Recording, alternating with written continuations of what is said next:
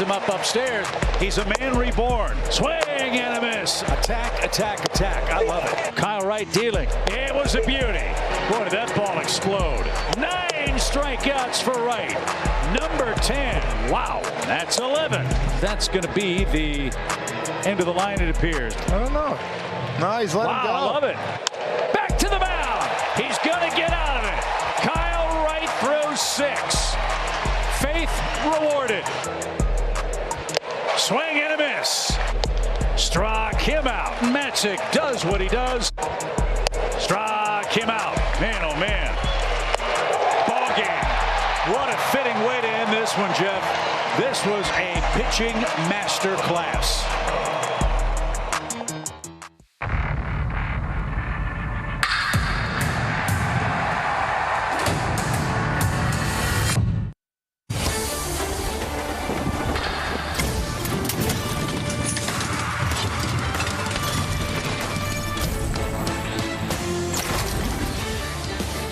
It is Sellout Saturday here at Truist Park, where Braves baseball is brought to you by Truist. Capacity crowd expected for Game 2 of our 3-game series between the Braves and the Miami Marlins. The Braves try to get back to 500 behind Ian Anderson, who was brilliant in his last start.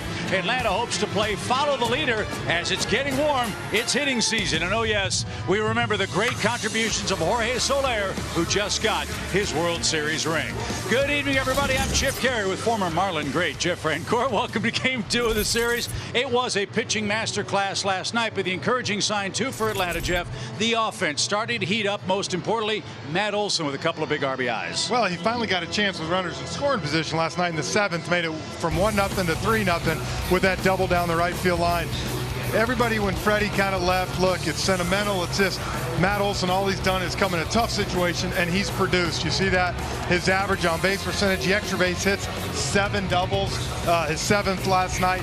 And really for him now, if we can start getting guys on, you know home runs are going to come for him. I'm not worried about that. The idea that he's walking, hitting ball the other way, things are going to be good. Well, hopefully they'll be good tonight. A chance for the Braves to win this series outright in Game 2 of this 3-game series. It's hitting season in Atlanta. Elieser Hernandez versus Ian Anderson. It's the Braves, it's the Marlins. We'll get things started at Truist Park right after the break.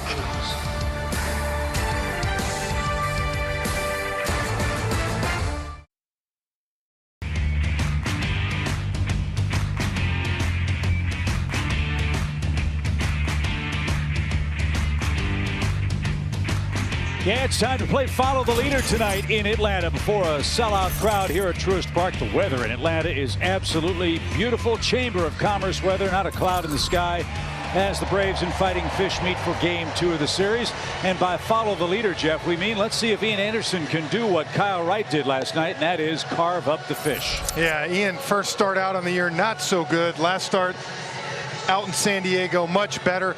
You see that one walk, was able to control himself, throw fastballs, throw changeups. He was a lot more efficient last time in San Diego. Hopefully what we saw that first start's just a little blip. He had 9-5 last year in 24 starts. 5 starts against the Marlins, who under Don Mattingly had job 1 in the offseason, improved their offensive club. They were 29th in runs scored last year. They didn't score last night, but he feels good about his Toyota starting lineup. They made one change just a moment ago, Jeff. John Birdie replaces Miguel Rojas on the infield. Wendell to short, Birdie to third. Birdie has good numbers head-to-head against Ian Anderson. So we'll see how it works out as Jazz Chisholm will lead off. Chisholm was 0 for 3 with a trio of strikeouts against Kyle Wright last night. First pitch swing and a high fly ball wallop toward right center field, and one pitch. It's hit off the scoreboard. It's 1-0.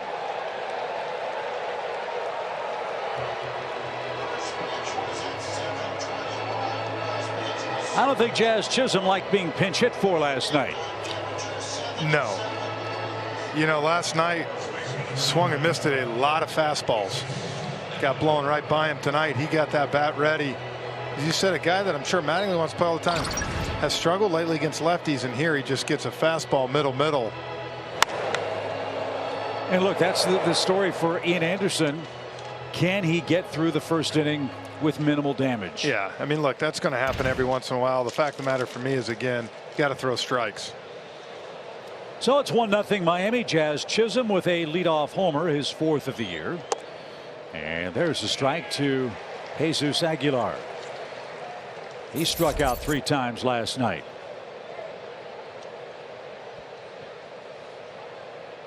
Braves were a winner in game 1 of the series, 3-0. All 3 runs were unearned. 2 costly Marlins errors. And the Braves struck out 16 hitters in a game for the 2nd time this year. This one shot the other way, up in the zone, and Aguilar went the other way and strokes that for a clean single.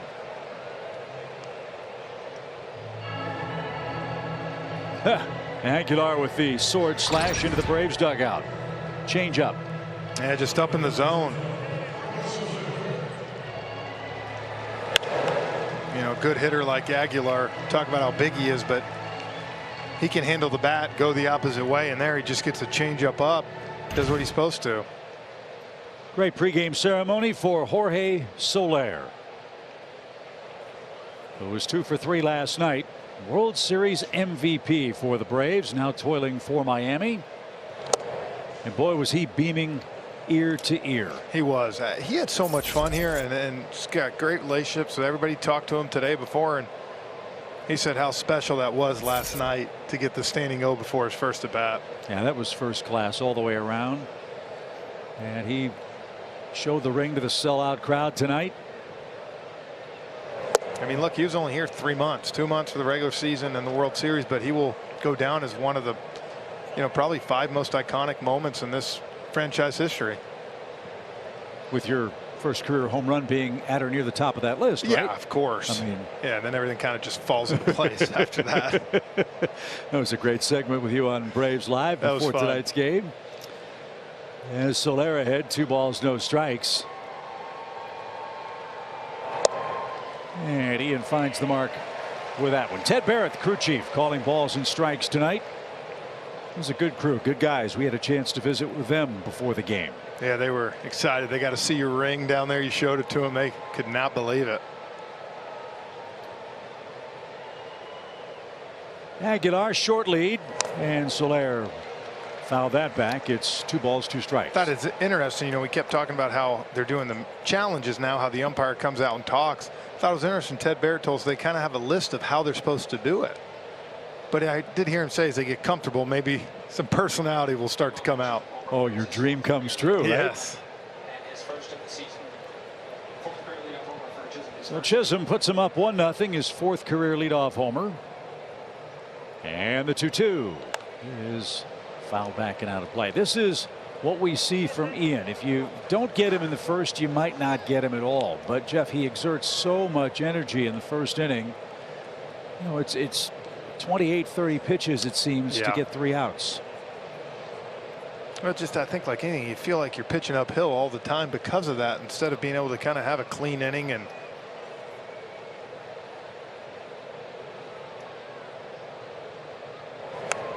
didn't mean to, and that's back out of play. 2 balls, 2 strikes. His out pitch is a touch pitch. It's a feel pitch. Could that be part of the problem that Ian has in the first inning? You know, I don't know. For me, it's more fastball location that first inning. Yeah, I just think he has trouble, you know, getting ahead. And, you know, guys, I think guys now have got a game plan against him. We're going to try to wait him out and get him to throw a lot of pitches in the first inning. Well, here comes his 11th. And Soler pops this one up. Infield was in. Ozzie sprinting back. Backpedaling now. The wind pushes that out. He makes a basket catch. That guy is so good defensively. You never feel unsure or insecure when he goes for the baseball. No, and Duvall was playing so deep. Ozzie was the only guy that had a chance at that, and the wind was blowing. Great play.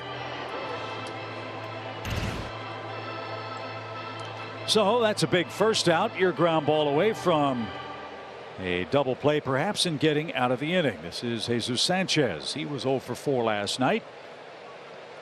You look up and down this lineup, Jeff. Some of these Marlins have pretty robust numbers against Ian Anderson, but a lot of that work came last year when Ian was kind of running out of gas, had to go to the IL. With the shoulder problems. You think about it, what, 1-1 with a 6.57 and 3 starts last year against Miami.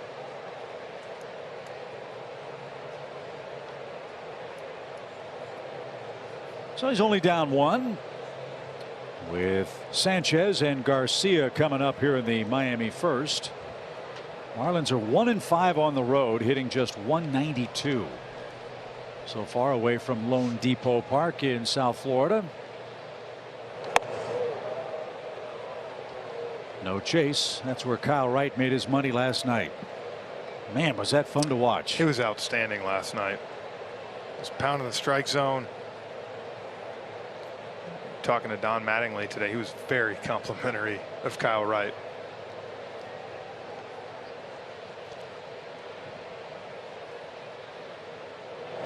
He was saying what the right-handed hitters were coming in last night, talking about how much movement was on that sinker. So 3 terrific starts for Kyle Wright to start his season. Well, you love it in your organization when young guys start to break through. Swing and a miss. 2-2 the count. Anderson's last start a good one. 1 run, 2 hits in 5 2/3 innings against the Padres. Well, and that's where Ian's changeup such a weapon. When it's 2-1 like that, you got an aggressive hitter, throws a changeup down in the zone, gets a swing and miss. Let's see if he doubles up with a runner at first. Little pop headed for the stands over the Marlins dugout. And we'll try again.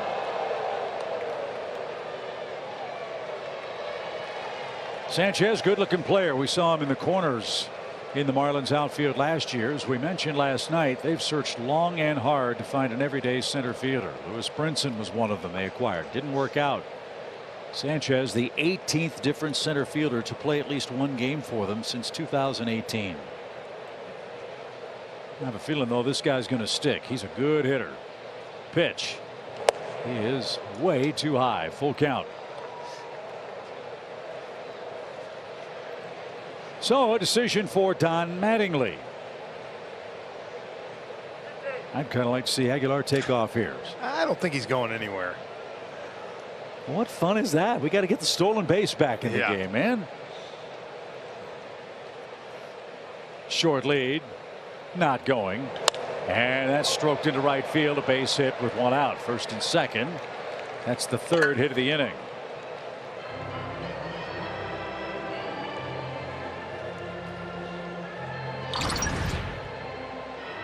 There's a perfect example, Chip, of a pitch. It's not a bad pitch. Problem is it's 3-2 now, so it's got to be somewhere around the plate. And when you've kind of seen that changeup fastball combo a lot, as a hitter, you're a little more comfortable. That same pitch at 1-2, 2-2 might have a different outcome. So more traffic for Ian here in the first. Jazz Chisholm led off with a homer on the game's first pitch. And now Avisail Garcia, the hitter. This guy was a 29 homer man last season.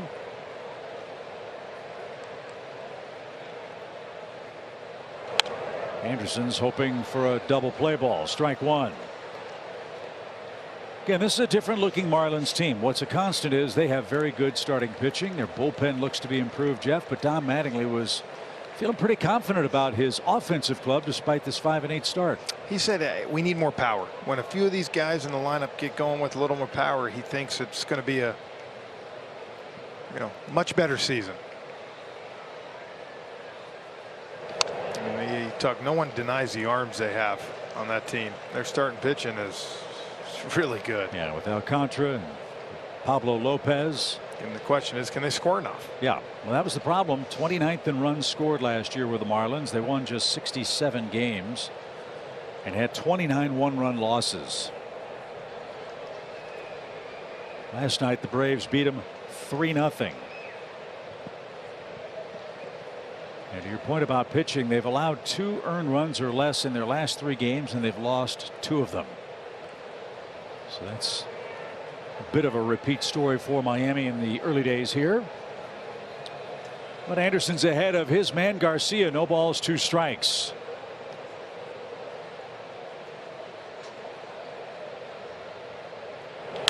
Up the middle, right to second. He's going to get out of it. The first pitch wasn't so good. The next ones were terrific. 21 pitches for Ian Anderson, just the solo home run, and the Braves go to work at home in the first.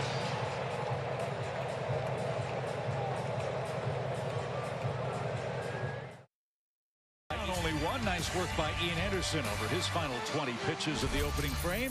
The Toyota starting lineup. DH spot. Adam Duvall back after some family business to attend yesterday, and they're facing a man in Eliezer Hernandez.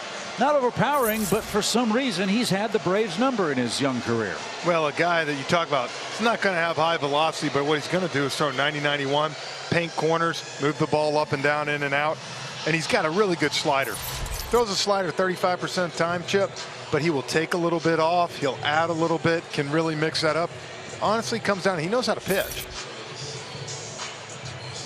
If there has been a blemish for Hernandez's young record, home runs. He will give up the long ball. Last year, 13 homers in 51 big league innings. And the first pitch swung on and belted on cue. 2 leadoff homers on the first pitch. How about that?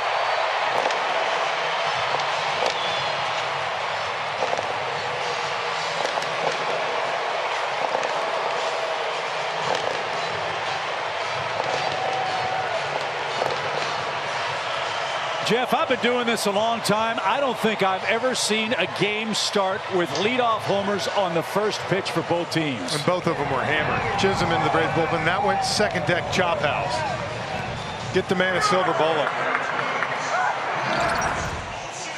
Look at this.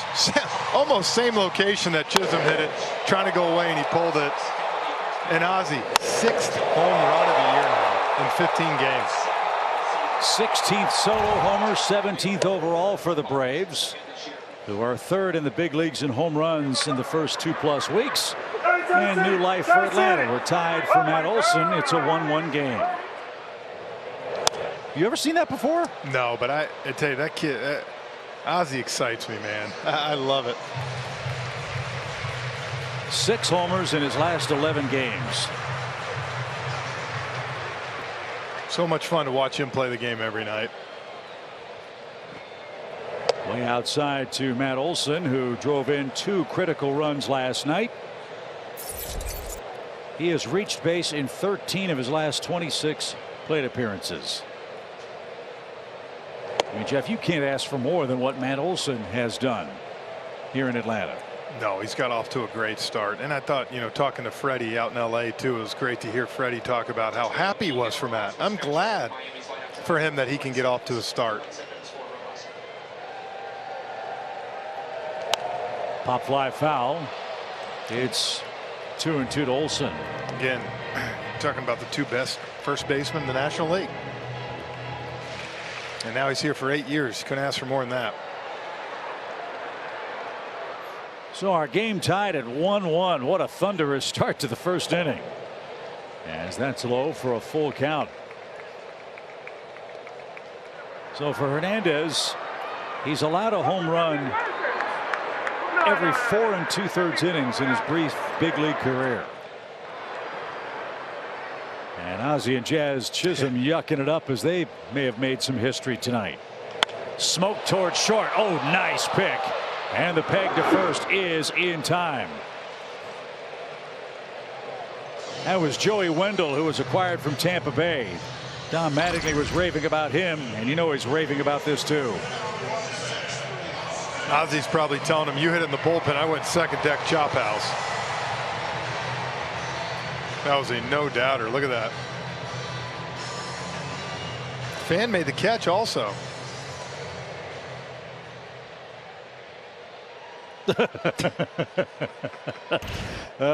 Here's Austin Riley. The last Braves game, says our great stat man Mitch George, who's, by the way, debuting tonight in that role. He's got big shoes to fill.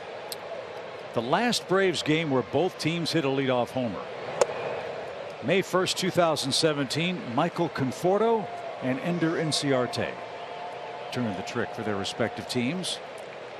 But not first pitch, right? I don't think so. Again, I've never seen that. I've never heard that happen before. Maybe it has.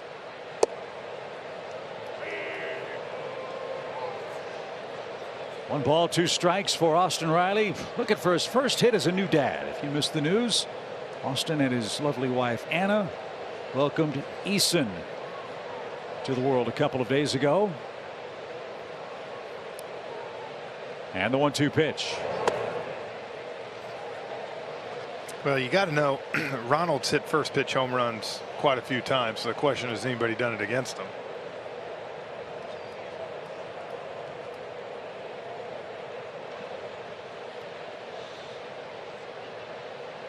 Two balls, two strikes, 1-1 game. High in the air to shallow right. Backing up is Aguilar. Wind pushing that out, and the big first baseman lumbers out for out number 2. And Marcell Ozuna's up. Man, we had so much action. Haven't got to your Ford Keys. We can't delay those anymore. No, I mean, these are important. Yeah, they followed him last night, tonight. 5-7-9. Rosario, Duvall, Swanson, Chip. Got to feed that top of the lineup. Get those guys going. Swanson, a lot better at bats last night. Hit a couple hard. And for Ian, getting to the count, we talk about it. Don't pitch behind tonight. Pitch in front and use that good off-speed stuff to get you some outs. You know, I am really proud of you. You had every opportunity to change your Ford Keys to say Ozzie hit a home run and Ian get a double play in the first. That's not who I am. Man, oh man, that is impressive work. I'm not going to do it. Marcell I didn't even think about it. That doesn't surprise me either. Ozuna had an RBI last night. Legged out a force play, which ended up being huge at the time. Gave the Braves the lone run of the game until Matt Olson's double late. Marcell, a former Marlin, he's off to a terrific start. Ouch. Did that hit the bat or did that hit the hand? Check the glove. Ted Barrett says it got him on the hand. Marcell's like, I ain't lying to you. Got hit. Don Mattingly and the Marlins. Marcell and Eliezer Hernandez having some words. So's the home plate man Peyton Henry. Now Aguilar's over to try to restore some order.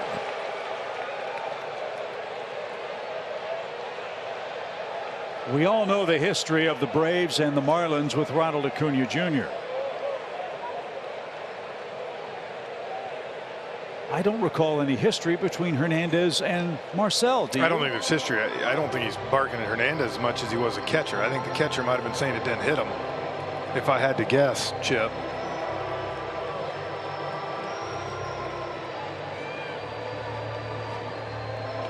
But anything that happens between these two teams doesn't surprise me either.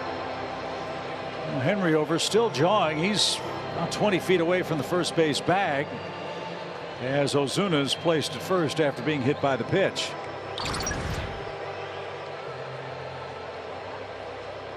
It definitely hit that pinky.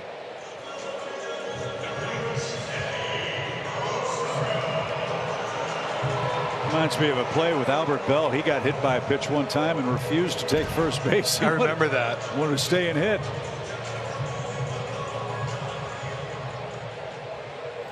So Ozuna and Aguilar still talking it over at first. Here's Eddie Rosario. 1-1 game. Rosario came on late and scored a run last night.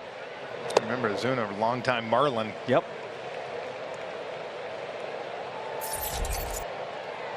Well, here's one of the Ford Keys, 5-7-9 right here. Eddie Rosario talking to Brian Snicker today. He said, look, this guy's going to hit. I tried to tell him again today, relax.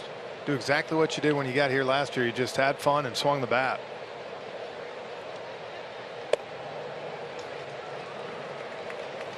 There is a back of the bubblegum card for Eddie Rosario. Yeah, no doubt. But we've seen last night again, remember, early swings when he came in to pinch hit that time.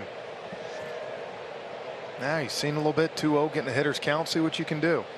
Yeah, he had a walk the other day, which we thought was an important sequence out on the West Coast trip.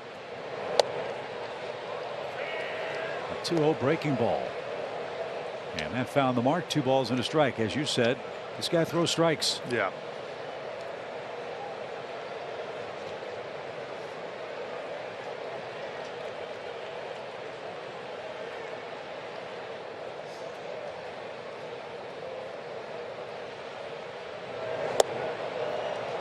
Pulled a string again. 2 balls, 2 strikes. Just get the feeling everything's in pull mode. I know he's more of a pull hitter, but even that pitch, you see, he's just way out in front, like he's trying to yank it. Right now, more of weight back. Look, they're giving you the whole left side over there.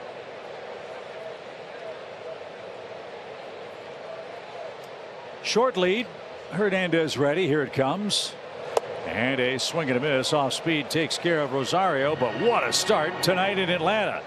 2 leadoff homers on the first pitch for their respective offenses. Ozzie Albies unloads with his 6th home run. We're through 1. Tied 1 apiece. Jeff, Paul Bird with us tonight as well. What a start. First pitch to the Marlins, home run. First pitch to the Braves, home run. And Ian Anderson starts anew here in the 2nd inning.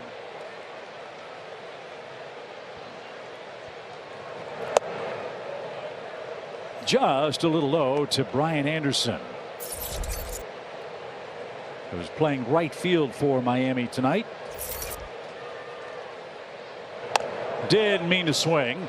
And that's a gift out. Olsen will take care of that. Anderson needed that. 1 man down for the Marlins. Let me tell you, as a hitter, that's one of the worst feelings. The old check swing right to first base. Which did you hate worse? Pop it to the catcher, pop it to the pitcher, or that? Wow. I did them quite a few times, so I got some work, but I would say that right there. That, the check swing? Yeah, most of the time when you pop on the pitcher, at least you're swinging. You know, you're getting your money's worth. The check swing it's a tough one to come back from. This is Joey Wendell, former Tampa Bay Ray. Don Mattingly, in our chat with him before the game, was raving about this guy. And why not? He's an all-star. He can play second, third, short, no batting gloves, baseball player. And that is meant as the ultimate compliment. It reminded me, remember Omar Infante when he was here? Just everywhere. He's going to play any position, could put a good AB. Remember, Omar made the All-Star team. He was one of the first ones to be not an everyday player to make the All-Star team.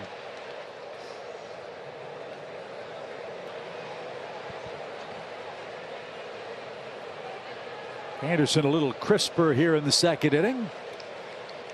21 pitches in the opening frame. So far in the 2nd, he's thrown 4 and has an out.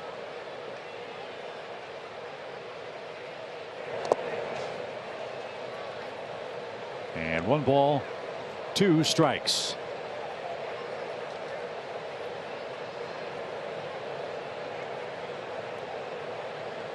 Wendell was asked why he doesn't wear batting gloves. He said, I tried them. I don't like it. I like the feel of skin on the bat. Good for him. I tried it one time without him and I hated it. Yeah. How'd it work out? Got jammed. Oh, perfect. There's a few more guys than you think that do it. Will Myers. Matt Carpenter with the Cardinals. Yep.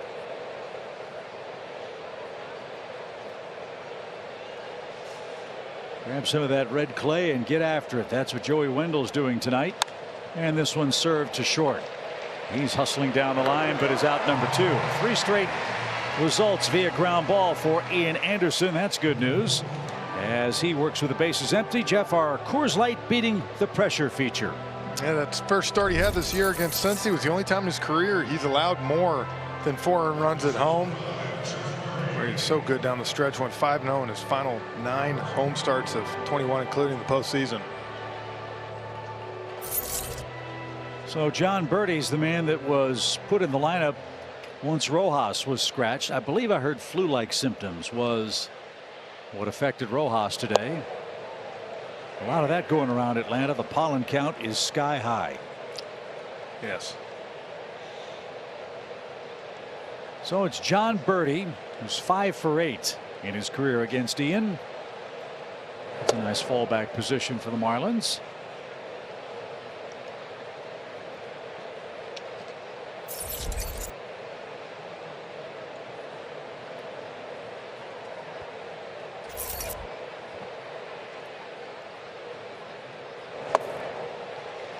Change up after 2 fastballs, and Birdie down to his last strike.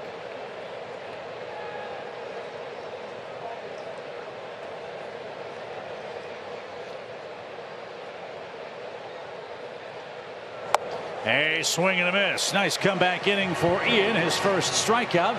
Miami's retired in order. Travis d'Arnaud leads off the second for the Braves. We're tied 1 apiece.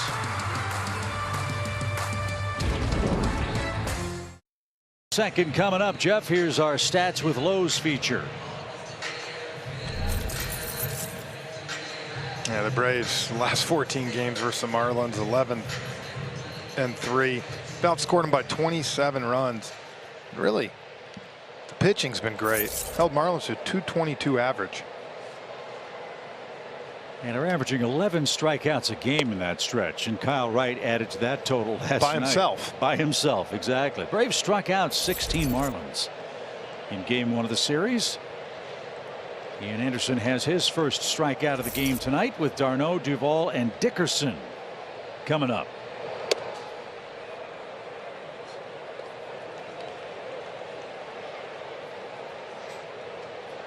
Travis at .293, couple of homers, 6 RBIs.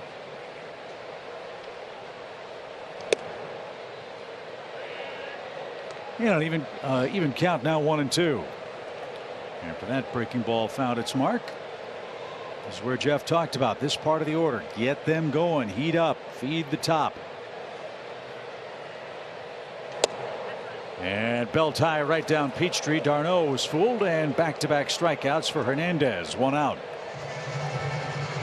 Well, that's kind of his MO, Chip. He's not going to overpower you. Kind of mixes it up, and there you see at 92 kind of just freezes Travis d'Arnaud. Good to have Adam back after he was excused from the game yesterday. There were some family issues he had to attend to, and we wish the best for the Duvall family there. Yep.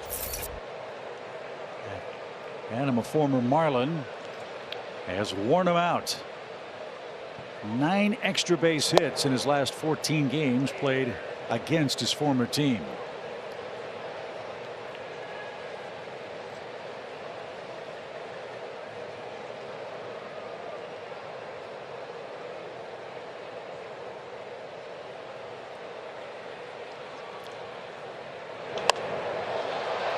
Hit high in the air towards Soler in left. Long run for the Marlins left fielder, and near the line, puts that away. 2 outs.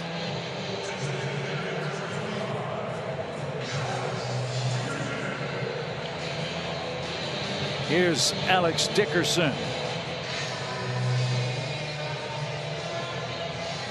Alex needs some good luck. He's 1 for 22 at the plate.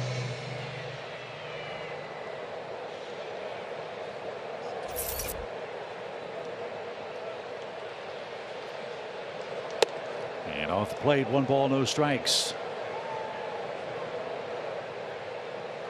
There's the Marlins shift.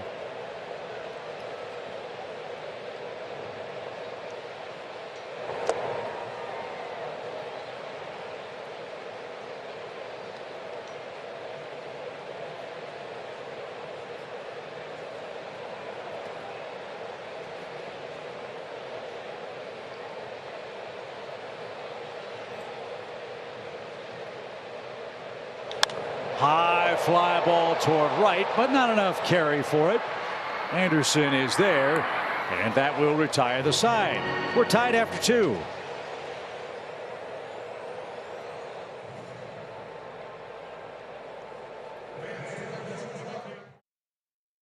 Credited as a ball 4, 11 strikeouts. He is unbelievable this season.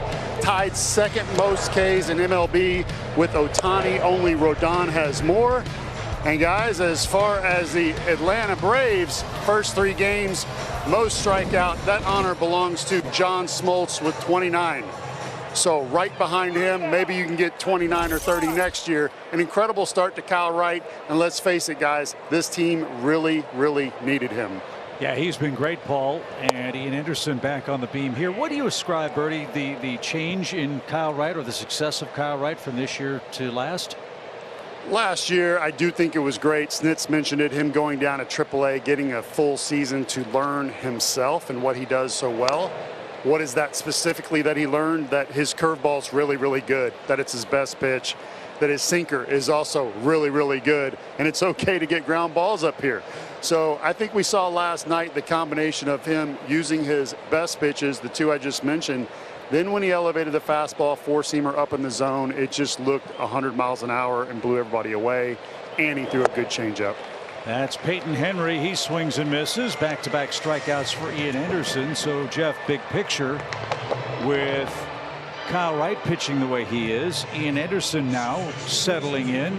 Max Fried, Charlie Morton. What was a concern at the back end of the Braves rotation seems to be a little less so now, 2 weeks into the season. Last couple weeks, it's definitely shaped up better in the right direction. I think, too, to add to Birdie with Kyle Wright, I think, he's come to camp this year and kind of, I think kind of knew he was getting, that fourth, fifth position was going to be his, and he's taken it and ran. And I love just the way he's working. I told you last year I felt so many times him walking around the mound looked like he was thinking. Doing this now, he's just, Darno's putting down the sign and he's throwing it, and he's keeping his defense involved.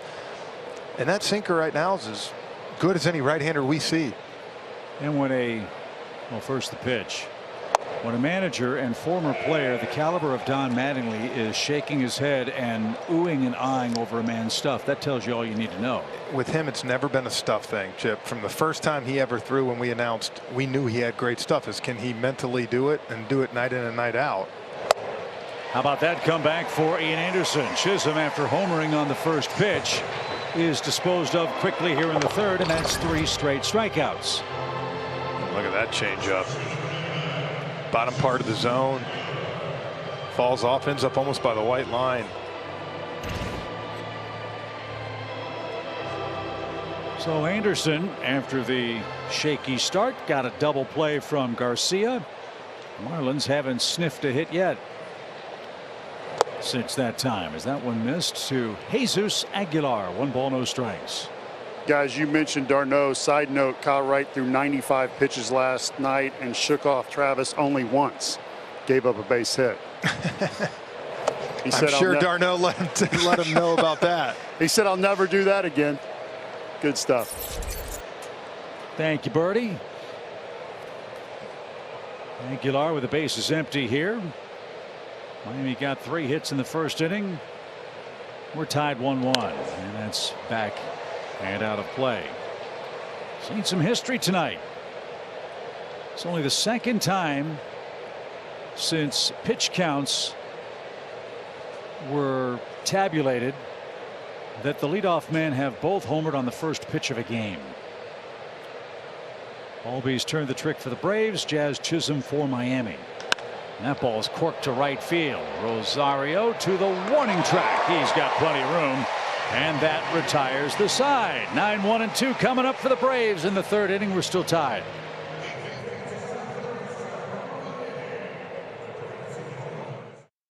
Afternoon, then we're off on Monday. Then we'll welcome the Chicago Cubs to town for a 3-game series starting Tuesday. Boy, the Cubs had themselves some fun today against the Pittsburgh Pirates. Great seats remain. Get your tickets now at braves.com/tickets. Cubs had a tough one today. They beat the Pirates 21-0. Yeah, 3 early touchdowns for the Cubs. First pitch swing by Dansby popped up, headed for the seats, and that's out of play. Jeff, you made a good point about Dansby. Better at bats last night, and his long streak of consecutive games with a strikeout came to an end. Yeah, well, we talked. He started looking up the middle, shot that one, and got a fastball and turned on it beautifully, but lined out to short. And when you think about it, 15 games, it's such a small blip on what the season really is. It's just so magnified early in the season because of what you look up, like you said, at the board. Well, if you want to put it in very basic terms, tonight we reached the 1/10 of the season mark. Game 16. And the Braves try to get to 8-8. We're tied at 1. Smoke to center. To the track. To the wall. It's off the wall. Sanchez didn't play that well. And Dansby's on his way to third with a sliding triple.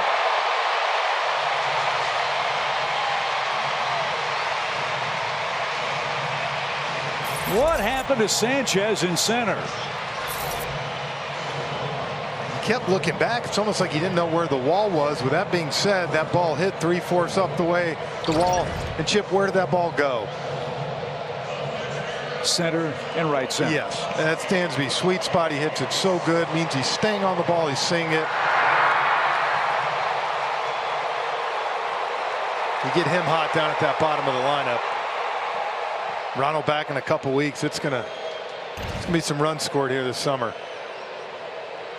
So an RBI chance again for Ozzie Albies. Birdie in at third on the grass in case of a bunt. And a strike floats in over the outside corner. 0-1 the count.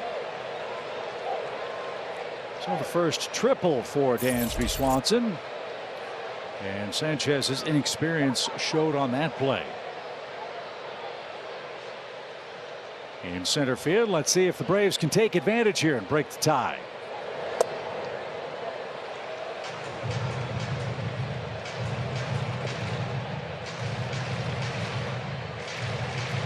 Braves are hitting .260 as a team this year with runners in scoring position. They're looking for their first home run. In situations like these this season, this would be a perfect spot for the first.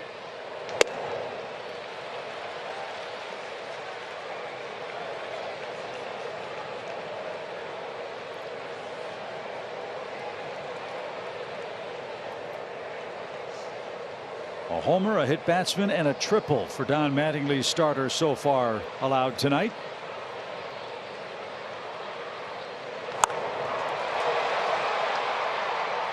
And 2-2. Here's Ozzie's home run. This didn't take long. No, this is our StatCast 3D powered by Google Cloud.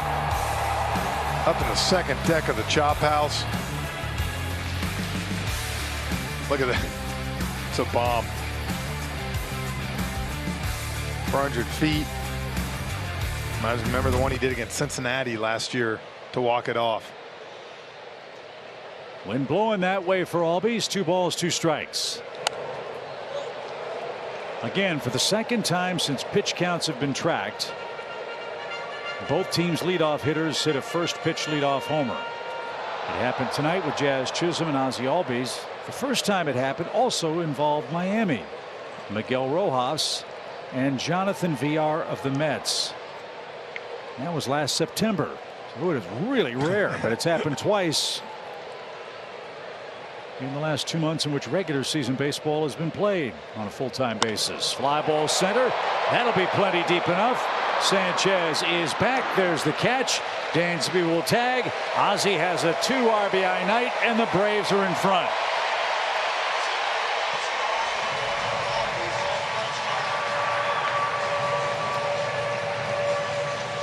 That's one thing Ozzie's really good at, Chip. He got 100 RBIs last year. Yes, he hits a lot of home runs. But how many times do we see a runner at third, ground ball, gets the RBI in or a sac fly? Add on. So it's 2-1 Atlanta. Here's Matt Olson. And that's inside. 1 ball, no strikes.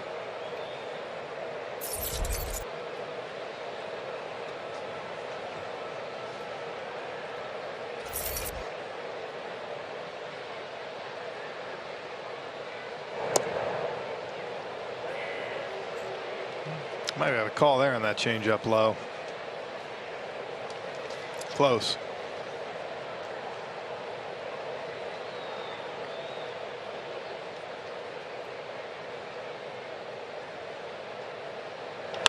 Smoked into the right field corner. Well played by Anderson, but then a momentary bobble, and his throw too late. A triple and now a double for Matt Olson, who just continues his scorching start. His 8th double of the season. And what'd you say, we're 10th in? He's on pace for 80 doubles. Beautiful. Throws the hands at it. 34th time Matt has been on base this year. That's now 4 times on base more than Juan Soto. And we know how good he is as an on-base machine. Chance to add on here as there's a brief mound meeting. That's Mel Stottlemyre Jr. As they chat, let's enjoy a quick message from Truist. Jessica was born to care. That's my best friend. She don't need no. Miss Hogan's class? It's Atlantis. Today, she's a teammate at Truist, the bank that starts with care.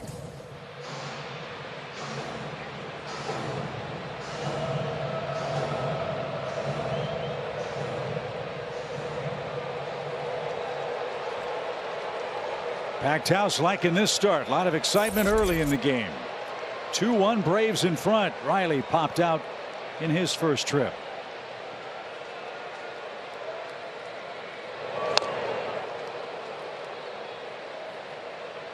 It seems to me, Jeff, that guys like Eliezer Hernandez are what the guys throwing 95 were 20 years ago.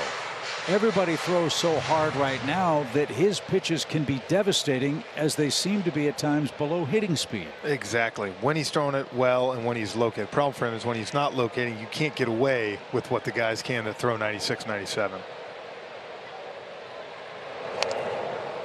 But it can be just as effective. I think you just say there's just less room for error. But it's very effective. Moves the ball around, in, out, up, down, all that.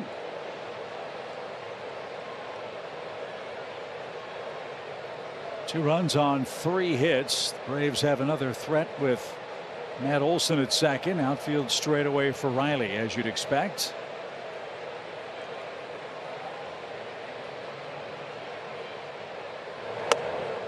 And wasted way high. It's 1-2.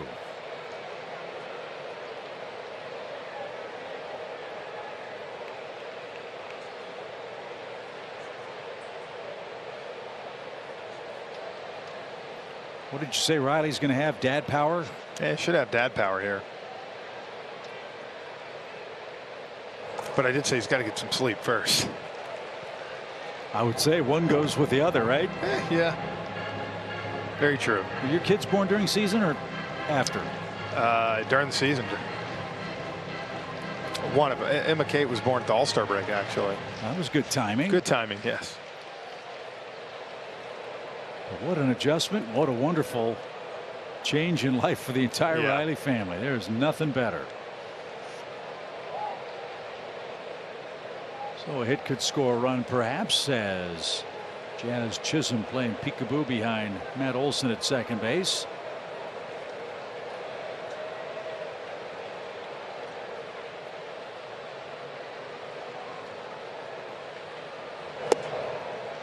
Terrific take.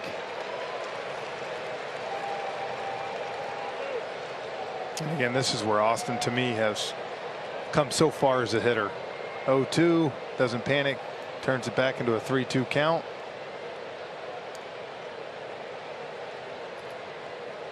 Austin Riley hit a home run on opening day against the Reds. Awaits the 3-2 and touch late. First opening day homer for Austin Riley, and what we hope will be a big career with the Braves. A 7th place finish in the MVP honors in the National League last year. What a campaign. Oh, by the way, 1 error in his last 75 games, counting the playoffs. Ground ball to short. That'll advance the runner. As Riley's retired by Chisholm. Marcell Ozuna, the batter, with 2 outs and a runner at third. Yeah, Marcell last time got hit. Had some words. Peyton Henry, the catcher.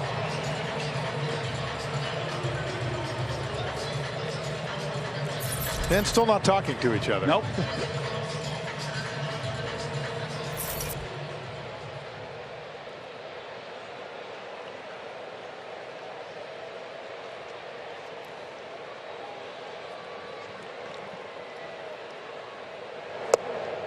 Breaking ball missed. 1 ball, no strikes. Ozuna with 10 RBIs. 9 of the 10 have come in 9 separate games. So he spread out his production in the early going. Pops this one up, shallow right. Anderson coming on, and he measures it up. Leadoff triple gets things started. Dansby Swanson using center and right center. That's his power stroke. A triple. Then a sac fly from Ozzie Albies. And the Braves have their first lead of the night. We are heading to the fourth inning. Glad you're with us on Valley Sports. Braves lead at 2-1. Has set down 7 straight. Biggest pitch in the game might have been the double play ball to Avisail Garcia that ended the first inning. Garcia's due up third. First things first, it's Jorge Soler. 14 homers, 33 RBIs in 55 games with the Braves. Again, you said it last night, though. What impressed me more than anything was his plate discipline, too, last year. Remember? I mean, that's why he ended up hitting leadoff. You don't see a lot of leadoff hitters that are that big. And when you go back and think about the trade deadline last year, first deal that Alex made, he got Jock Peterson after Ronald got hurt in Miami. Jock had a couple big hits. I think he hit home run in his first couple of games as a Brave. That, I think, told the locker room, hey, we're still believing in this team. There's the 2-1 pitch on the ground. Riley has it pop out of his glove. That ball was a missile. We'll see how that scored. Riley came in and charged. It just didn't stick. And the leadoff man on for Miami. Yeah, it's a tough play. As you said, the ball was hit hard. And I agree, Austin made the right move by charging that ball. I think if he goes back to the edge of the grass, I don't think he makes the play. But it's an error and probably scored correctly. So a rare error for Riley, as I said. Now 2 errors in his last 75 games. And Sanchez the batter. But back to the trading deadline deals for Alex and the Braves last year. This one cued the other way. Sanchez line to line. Soler around second on his way to third. Ozuna bobbles the ball, and that allows Sanchez to take second base. So some bad luck for Ian Anderson here. 2 on quickly and nobody out. That's about as bad of luck you can have. You make a good pitch and look at that thing, curveball, cue job right down. Look at that. You couldn't have placed it any better. Not to mention spinning away from Ozuna. We went after it with a bare hand, but I think Sanchez was going to make second on that play anyway. Yeah, and if Marcel had any play, it was going to be to, quickly throw to third, but nonetheless, it's second and third now with no outs. And Garcia hoping to avenge that double play in the first inning.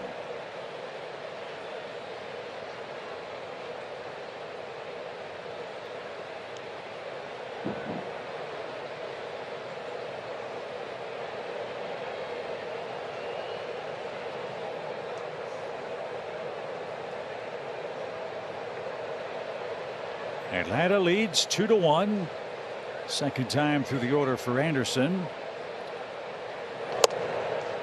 And off the plate. When Alex made the deals, all the players that he got were, with the exception of Richard Rodriguez, I think, guys that were, if not underachieving, were having disappointing years. But when they got to Atlanta, Jeff, it was as if the pixie dust was sprinkled on all of them and they took off. Individually and collectively. Yeah, think about Soler. He had that huge year in Kansas City in 19, the COVID in 20. And then by that point last year, he was not part of the plans there going forward. So he was not getting a lot of playing time. When he was, imagine trying to get a bat, 3 or 4 bats every 5 days. Just was no consistency. Rosario had not been healthy. Right. He had had a huge year in 19. And of course, Duvall kind of just kept going. He was the one guy that continued his great year. Swing and a miss. 2 balls and a strike. And like you said, Jock's one of those players. It's funny. He's just, he's not going to be your consistent, but he comes up with some big hits in some big situations. Seen it for years, and he did that last year here in Atlanta. So for the Braves team, it was a magical year. For a general manager, I don't know how it gets any more magical than that, to hit on all of them. All 4 guys, absolutely. 2-1 pitch from Anderson to Avisail Garcia. Little chopper that's going to hold the runner at second. It will tie the game. Garcia makes contact. They cash in the error, and it's a 2-2 score.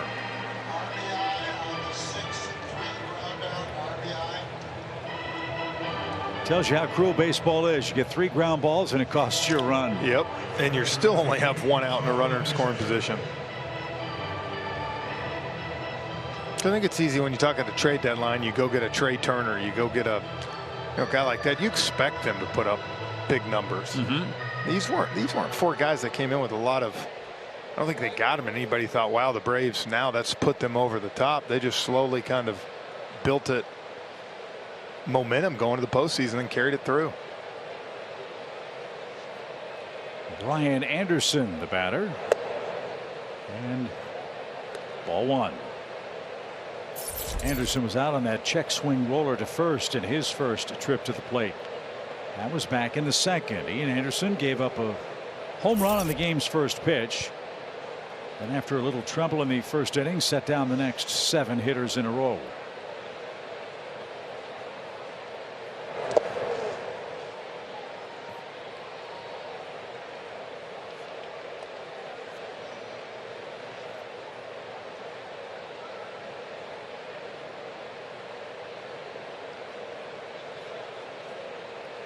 It's warming up in Georgia. Look at the bill of that Braves cap.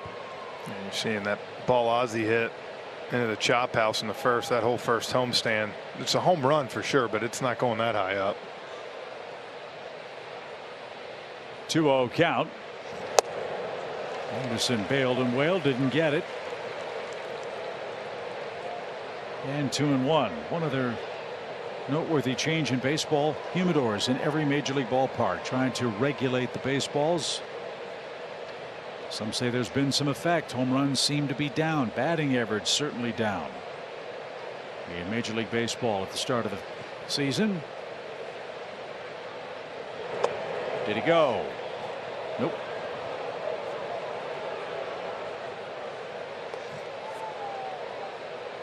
So 3 balls and a strike.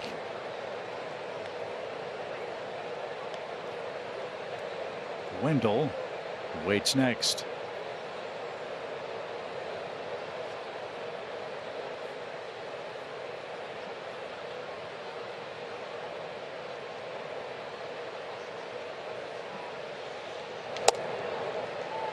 That sets up the double play if you can get it. First and second. Anderson issues his first walk.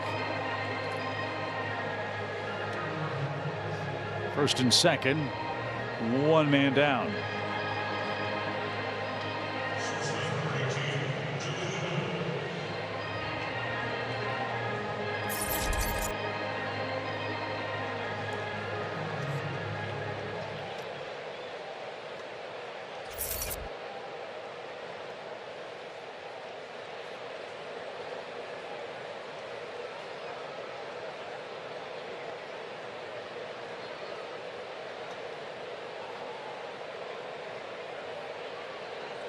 Two on, 1 out. Game tied 2 apiece here in the 4th inning.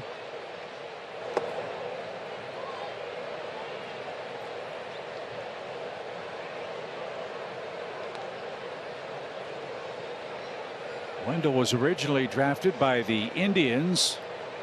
His pro debut for one of the great minor league teams of all time, the Mahoning Valley Scrappers. 1-0 pitch. Lifted toward left, slicing toward the stands, and out of play. Then he was traded to Oakland. Then he made his way to Tampa Bay. And now in his first year with the Marlins, Wendell will turn 32 in 3 days. He's had a nice career. 1 ball, 1 strike.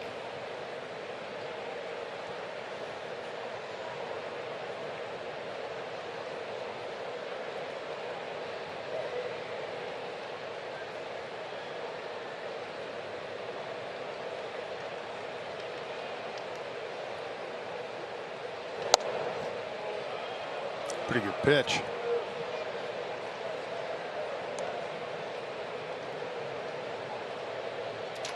Let's see if he can get that fade ball to work here against Wendell. 2 balls and a strike.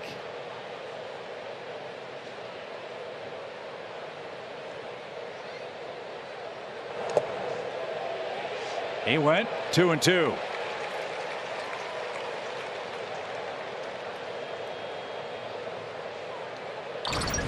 There it is again. 2-1. Use a guy trying to think fastball's coming, get him aggressive. Definitely went on that changeup.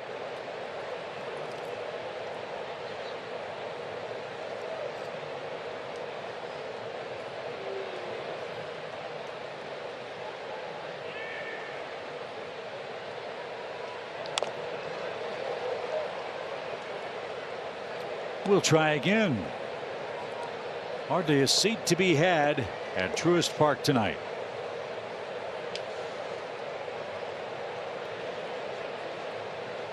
Entertaining start to the first 3+ innings. 2 leadoff homers. And now we're tied 2-2. That's the count on Wendell. He chased one up and out of the strike zone. There's a break. 4th strikeout for Ian Anderson and the 2nd out of the inning. Well, after a couple changeups like that, he gets him with that high fastball. And again, what makes that so effective? He's pitching ahead in the count. 1-2, 2-2, and he's able to kind of get him to chase outside that zone. Good sequence. John Birdie, the final hope for the Marlins. Ian struck him out in their first matchup.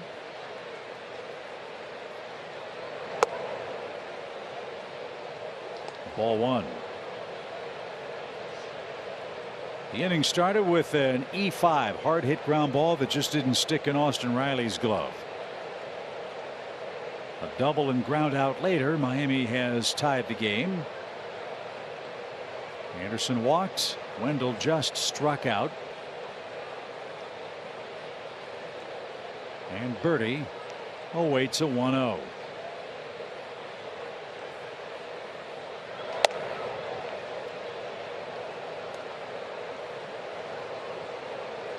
Got rookie Peyton Henry waiting on deck. And a 2-0 count.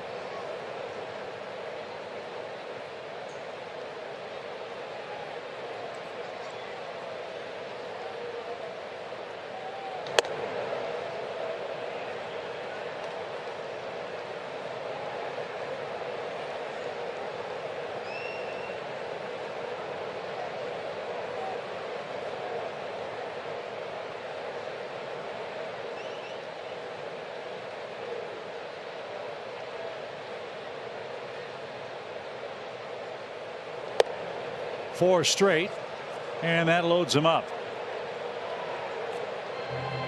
He didn't give Birdie anything to hit. That appeared to be the unintentional intentional walk. Yeah, which I really don't mind that, but you got to come back and get Henry here with the top of the lineup coming up next. He took a couple shots up in the zone, see if he could get him to chase.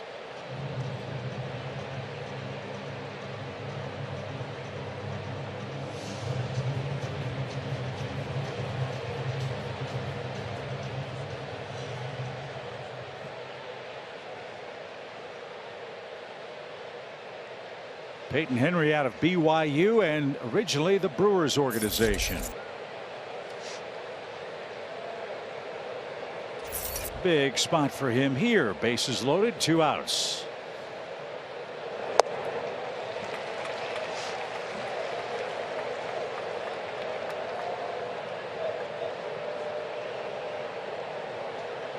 I'm surprised Stallings wasn't playing tonight. Just being a night game and all. Since they got him lined up for Luzardo tomorrow. You figured. Day game after the night game tomorrow. First pitch at 1:20. Sunday the pitch. On the ground. Who wants it? It's going to be Ozzie. Long throw. Catcher running. Olsen with a long hop. Dug it out. And that retired the side. Miami cashes in an error to tie the game. Home fourth coming up.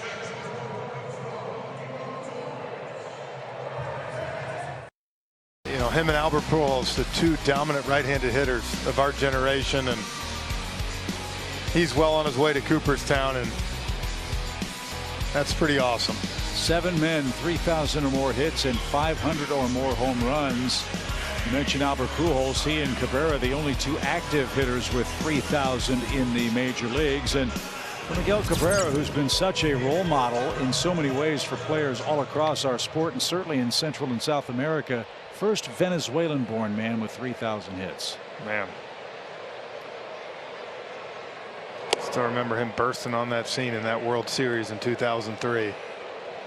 And some of us have a little trouble talking about that. Yeah. However, that's the fun thing about the game. We say it all the time, right? Yep. Well, that's his first major league hit. How many more will he have? As Rosario pokes that one toward Chisholm into the shift. And tough luck for Eddie. He's retired, out number 1. 842 of Cabrera's hits came with the Marlins. Yeah, that goes to show you how long he's been away from Florida. But those early part years, we'd go down to South Florida for a 3-game series, and every time he'd leave with 8-9 hits. So congratulations to Miguel. That's a wonderful story. And then I guess the next question would be, who's next to get to 3,000? May be a while. Yeah. Who is the next closest right now? We'll have Mitch look that up. I think come on, Mitch, get on it. Joey Votto's over 2,000.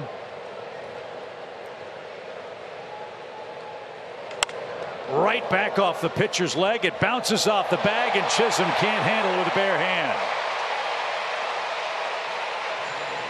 That is a painful comebacker, an infield hit for Travis d'Arnaud. Let's check on Eliezer.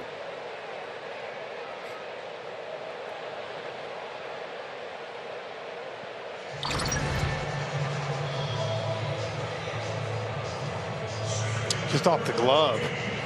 And Travis absolutely hit that ball on the button. And, you know, Chip, thank God it hit the base. If it didn't, he probably would have been out on a ball that he absolutely smoked. Okay, there are 3 active players who have more than 2,000 hits but do not have 3,000 yet. This is a good one. Robinson Cano. Yes, that's the one I did not think of. Joey Votto. Yep. Number 4 will surprise you, maybe. I thought you said 3. Well, he's 4th on the active hits list, but he's the 3rd of the 3 guys. I'm sorry, I didn't mean to confuse you. You're right. Here's Duvall. What league? National. Pop fly. Shallow center. Sanchez, Garcia, and Chisholm. 2 outs. He's in his last year. National League Central. Maybe the best defensive player at his position in the history of the game. Yadier Molina, 2,116. So he's not going to get there. How many does Votto have? 2,035. And how many does Robinson Cano have? 2,630. You know, he's going to be your closest best chance. This is Alex Dickerson with a man aboard, 2 outs. And this goes to show you how hard it is. Paul Goldschmidt, 1,500 hits. Freddie Freeman, 1,722. Altuve, 1,783. So it's, yeah, you give him another 5-6 years, a couple of those guys could be knocking on the door somewhere close. yeah, 5 years of 200 hits get you 1,000 more, and it's hard to get to 200 hits once, much less 5 straight seasons. And the good guys like Miggy, I mean, he walked a lot too. It's not like he was up there swinging all the time. I love the fact that he uses all fields for such a powerful hitter. That base hit to right for Cabrera seems so fitting. As Dickerson shoots this ball to right field, Anderson on the run near that wall. It is gone. Oh, that had to feel good for Alex Dickerson. Finally, some good luck.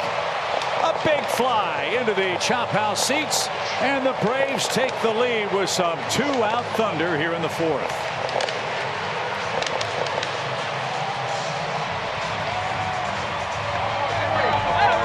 said it, some good luck. You see Snip smiling. 0 for 11, and the funny thing, Chip, he's probably hit 7 or 8 balls a lot harder than that this year. He got a pitch on the inside and kind of just pulled the hands in right down that line, just enough to get out. But as you said it, he deserves that one. That's a happy man. It's been a long time. It's been a long time, Jeff, since Dickerson's taken the Grand Tour. August 11th of last year. To give you an idea of the bad luck that Alex has been hitting in, as Dansby bats, and they have a stat for everything. I don't know how they measure this, but they do. Alex came in hitting .045. Using the StatCast metrics and the analytics, his expected batting average was .252. Remember that first homestand? He hit about 5-6 balls right at guys. So his second hit as a Brave breaks the tie. It's a 4-2 game. And for Hernandez, again, I told you, gives up a home run about every 4 2/3 innings. He's given up 2 tonight in 3 2/3 innings.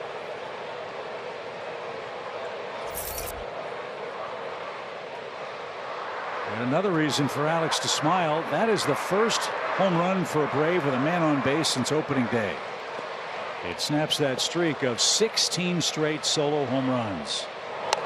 And Dansby with a check swing. And Aguilar will step on the pillow, and that retires the side.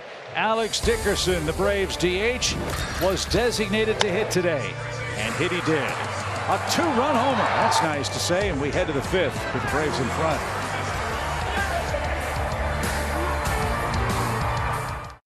Ball's been flying tonight. 3 homers. Ian will face the top of the order in the 5th inning with a 4-2 lead. Jazz Chisholm will lead off. And that's taken low. 1 ball, no strikes. 4 homers, 13 RBIs for the Marlins leadoff man. It's a lot of debate in South Florida after he was pinch hit for in the game last night against Tyler Matzik. Don Mattingly has said, look, we're not going to pinch hit for him against all the lefties, but ones that we think are going to be tough matchups, we're going to use the other players on our roster. Last night it was De La Cruz who struck out. Tonight Chisholm's playing like a man renewed. He's got an extra base hit. He's around second. He's thinking about 3, but he'll slam on the brakes. It's a leadoff double.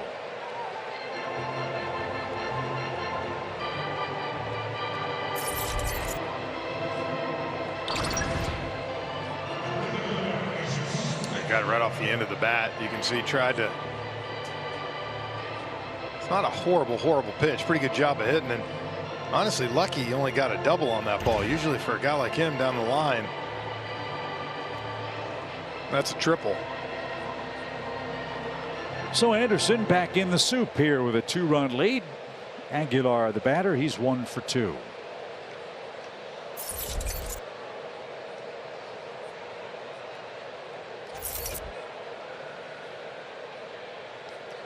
Aguilar with his first inning hit got his average over 200. Heading into play last night, there were 56 players batting below 200. There are 2 National League teams batting below 200 at the start of play tonight. The Reds and the Diamondbacks. The Brewers were at 205 as an offense. The Reds have lost something like 10 games in a row or something. They got beat again today. It's 11. 11. Yep. They haven't won a game since here in Atlanta. Won 2 games, huh?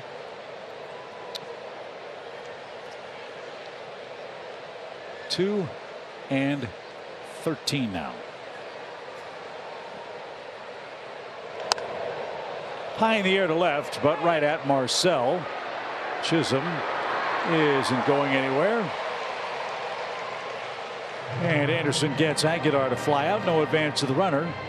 A big out too, productive out, because you were able to keep Chisholm at second base. So Soler will bat. He's 0 for 2, but reached on the Riley error and scored on Garcia's ground out.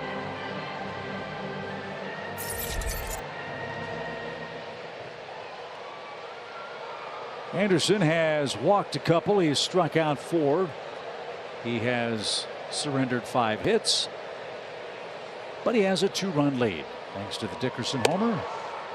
And that's off the plate. Ball 1. One of your keys, get in the count. How would you evaluate Ian in that regard so far? He's done a pretty good job. Like that last inning, it was some bad luck, and then he had to kind of grind it out after there was an error. Then that kind of ball down the third base line off the end. So I think after that first inning, he's done a good job.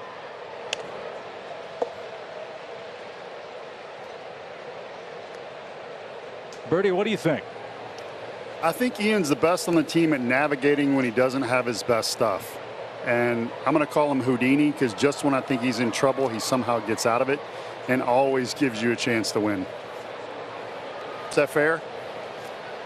Yeah, I think so. I agree, Paul. I mean, I think there's times you think, oh, you're in trouble, and he's able to get out of it because of those, to me, the changeup, great off speed. Bertie, I'll ask you a question, though. For him to kind of take that next step to get to the 7th inning and deeper into games, what's he kind of got to do to navigate that? Two choices. You either got to be ahead 0-2, 1-2. I mean, attacking that strike zone, because I don't think he has a dynamic put-away pitch. I think he has an off-speed pitch that, for whatever reason, people foul off. They didn't always foul off Maddox's changeup. Chisholm tried to steal third, and he's going to slide in safely. That's a surprise party. Jazz Chisholm moves up. Now a fly ball could score the Marlins' 3rd run. Sorry, Paul, didn't mean to interrupt you. Yeah, so I think that curveball's got to get a little sharper, a little better, you know, or his command has to get better early on and just get ahead of hitters. But you're talking about a young pitcher that has an ERA in the mid-3s just starting out, who's going to get better and is a big game playoff tested pitcher. So his career is going to be very fun to watch. Fouled away by Soler. 2 balls, 2 strikes. If you're just joining us, lovely pregame ceremony with Jorge and the World Championship trophy. He received his World Series ring, and yes, tried it on in front of the Braves dugout and had a beaming smile from ear to ear as he got his first look at his reward for his wonderful postseason performance last year. The pitch is high, full count.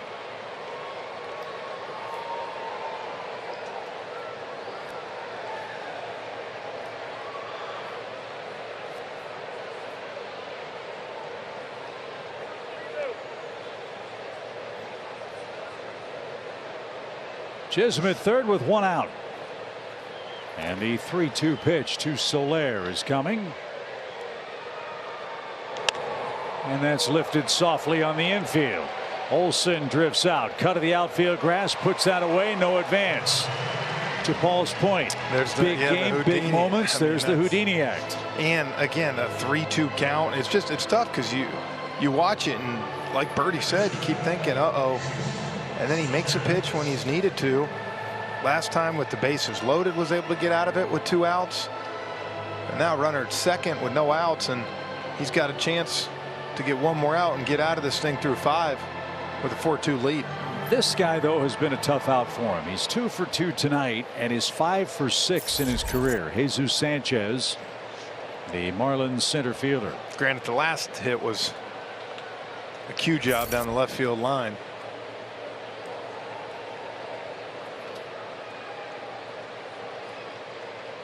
Anderson trying to preserve a 2-run lead.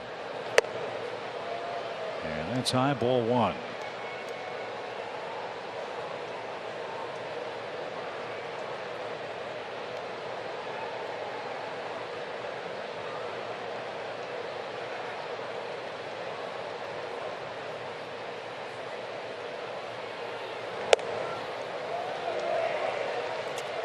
Sanchez thought that was high. Might have been high.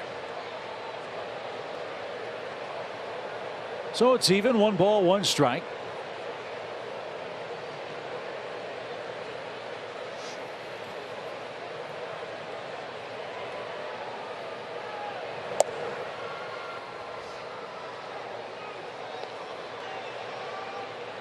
When we get to the bottom of the fifth, the Braves top of the order will come a calling.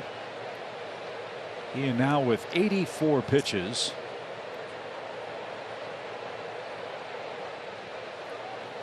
As Chisholm leads, here it comes. That's up and away, ball 3. This might be another one of those unintentionals. Well, yeah, 3-1 now. Even the strike here probably could have been a ball. So you look maybe at Ian throwing something again. If you get him to swing at it, great. If not, you get the righty-righty matchup. And there is ball 4. And Avisail Garcia's coming up. Runners at the corners with 2 out.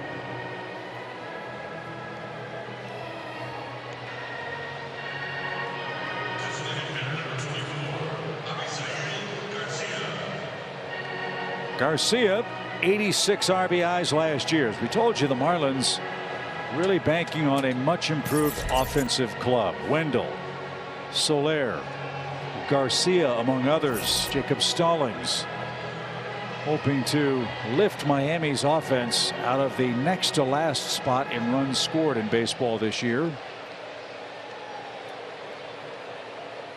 They have scored 2 runs in this series so far tonight. 1 in the first on the game's first pitch and 1 in their fourth. Right back where it came from, and it's a 1-run game. So that didn't work. Garcia has his second RBI. They cash in the leadoff double from Chisholm. It's now a 4-3 score with Sanchez stopping at second base.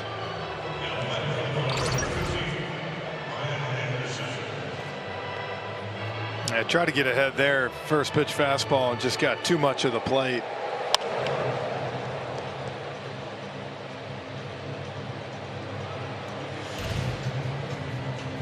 So Rick Kranitz, the Braves pitching coach, is out for a visit here in the 5th inning. Before we get back to the action, let's take a quick message from Landmark. Hi friends, I'm Chip Carey, in between innings for Landmark More. Landmark's hitting it out of the park every day. That's why they're #1, because nobody beats the Giant. Nobody. So Ian, your job's simple here, at least in theory. Preserve the lead. That's Colin McHugh playing catch. Ian has to get out of this 5th inning with the lead to qualify for the win. You always feel good turning things over the bullpen in the 6th inning. But the lead is now 4-3. Climbing up to that 90 pitch mark. He threw 89 last time out.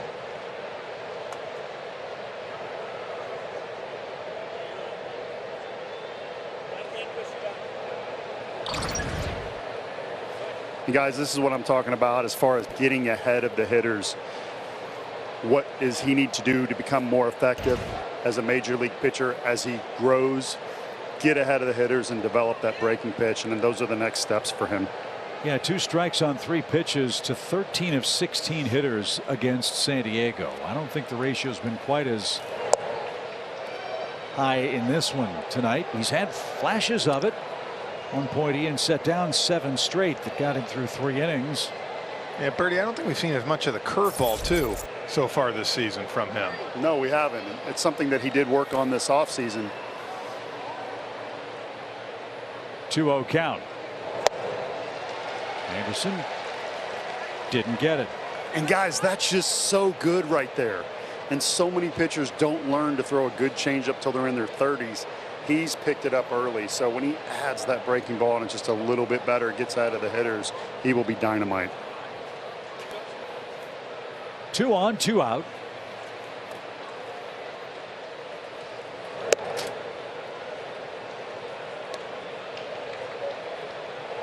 Wendell waiting on deck.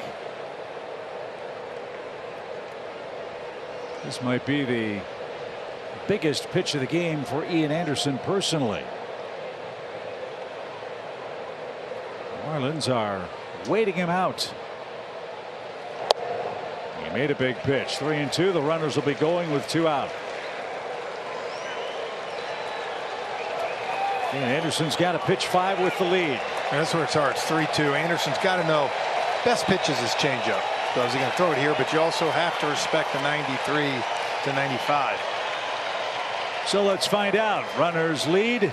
There they go. The pitch is bounced toward third. Riley's got it. Throws on the run, and Olsen almost missed the bag at first, but he reached back, got the pillow, and Anderson has a 1-run lead. He's qualified for the win. Braves look for some insurance.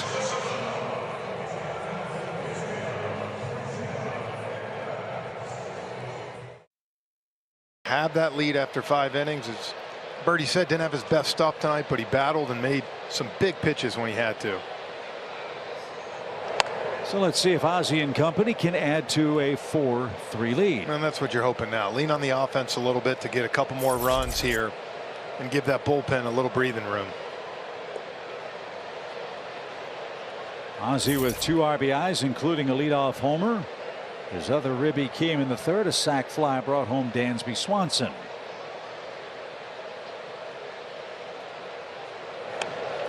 Great idea, just couldn't lay it down. The Marlins shifting. Ozzie tried to bunt and fouled it off the screen. Yeah, you know, I don't mind seeing Ozzie do that a little more. You know, a couple guys on, yeah, I don't want to see him do that, but in a situation like this,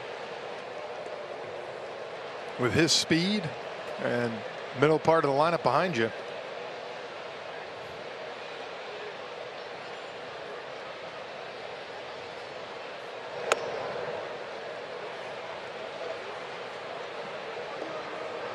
Albies, Olsen, and Riley coming up.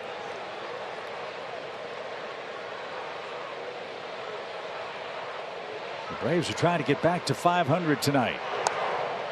They start play at 7-8 on the year. The Mets and Dodgers, the first 2 teams in the major leagues with double-digit wins. The Braves start play tonight, 4 games behind New York, with a big series coming up with the Metropolitans on our next road trip.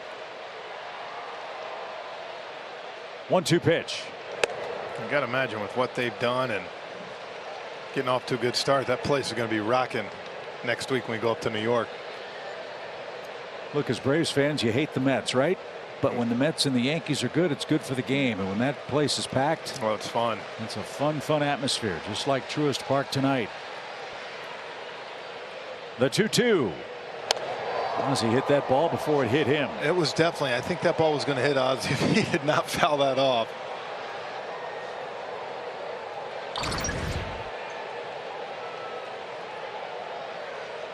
Kept chasing him, and he. I laughed so hard. It's talking to Ozzie and Ron Washington today about Ozzie did not like that last strike 3 call last night outside the plate. Was telling Ron, and Ron said, well, the 2 pitches before that, you were dumb to swing at those. He's the best. 2-2. He, of course, Ron Washington. I love their relationship, him and Ozzie. They're Isn't it great? 2 peas in a pod. 2 very passionate men about baseball. I was talking to Ron about the Moneyball movie. It was portrayed in that. Obviously, I said once they cast Brad Pitt, they made the biggest mistake and didn't have you play yourself. As Ozzie down on strikes, asked if it was good enough to be called. 1 out. Matt Olson, the batter, and he's our landmark player comparison, Jeff, from Oakland to Atlanta year to year. Yeah, you see that last year. He's shattering those numbers this year, and last year those were phenomenal numbers through 15 games. So again, Chip, a guy that continues to get better and better at 28. He is really coming in the next 4 or 5 years. You got to believe into that prime of his career, and off to a great start as an Atlanta Brave. And another time on base today. He doubled and was left stranded in the 3rd inning. Little nugget last season, you saw that 12 RBIs. He had 22 chances with runners in scoring position. This year so far, 7.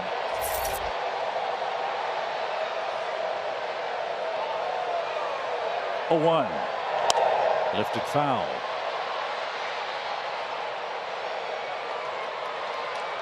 Olsen entered play today, 3rd in the league in extra base hits. C.J. Cron and Nolan Arenado were ahead of him. He's now got 10 of those, 8 doubles, 2 homers.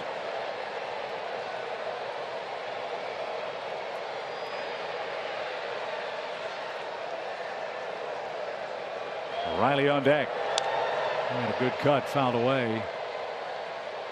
No balls, 2 strikes. As I said earlier, I think Matt handled all the the motion of Dodger Stadium fantastically well. That couldn't have been easy. No.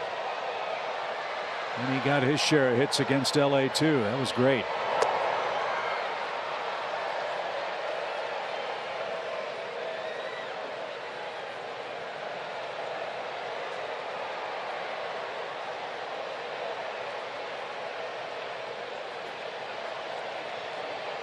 Wind blowing out toward right for Matt Olson. The pitch.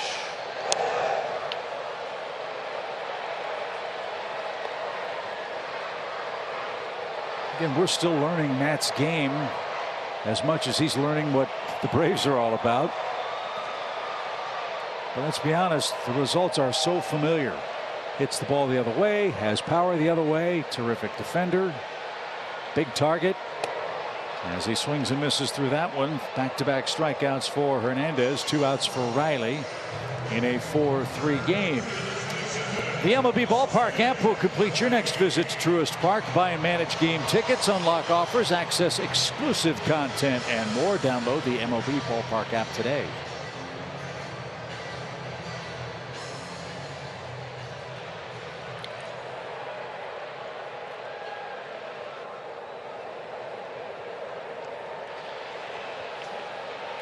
Base is clear.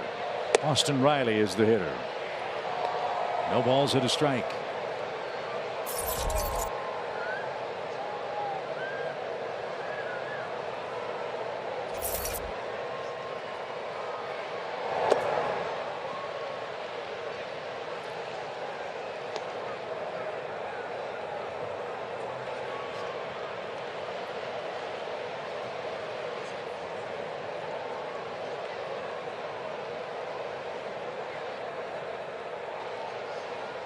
One pitch. Swing and a drive. Hit high in the air to left. Soler back at the track. He's got his dad power.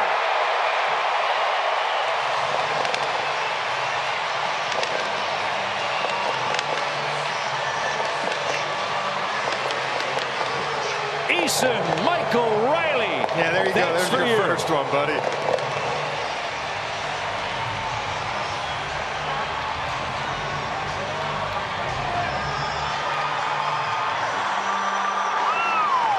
Chip, you said it. Hernandez, for as good as he is in, can paint corners and do that. He has struggled with the long ball. Now his 3rd home run of the night. This was a high moon shot by Austin Riley. And into the wind too. Yep. So Riley has his 3rd homer. A little more breathing room for the Braves. 5-3 game.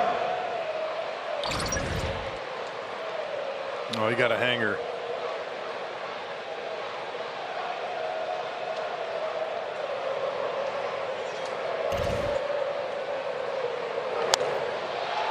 Ozuna scorches one. Look how far this one's going. Fan from Chattanooga, Tennessee, caught that ball. You wonder, start to see their bullpen get loose. 83 pitches. That slider's starting to back up a little bit now.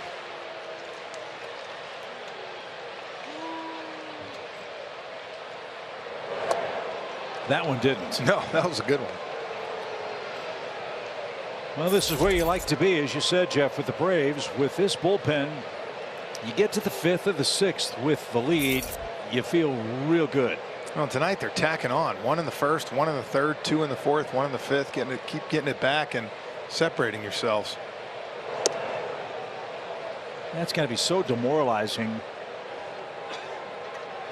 You get to within a run, and then all of a sudden you got to fight back even further. But 3 home runs will do that for you. 2 solo shots and a 2-run homer for Alex Dickerson. His first as a Brave this evening. The pitch. It's headed to the right side.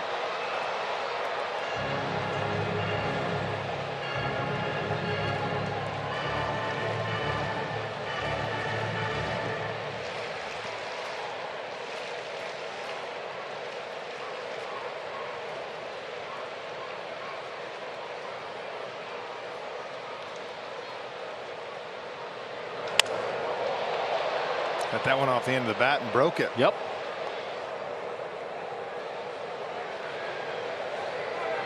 Pick one with a hit, Marcel. One's got a nice yellow handle. I like that. Well, those golf grips have really revolutionized things for hitters, haven't they? It was funny. I went through times they do feel good. Sometimes they almost feel too good, I feel like. I would go back and forth with using them. Sometimes nice just feeling the pine tar on the bat too. He did find one with a hit in it. A 2-strike knock for Ozuna.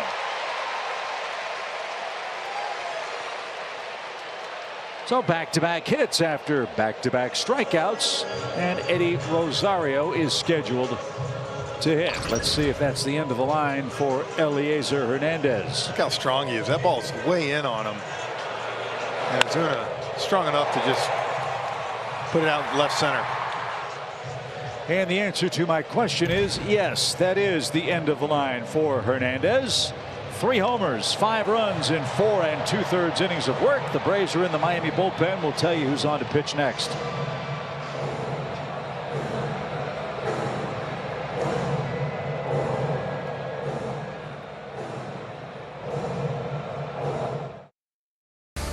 The Georgia Lottery.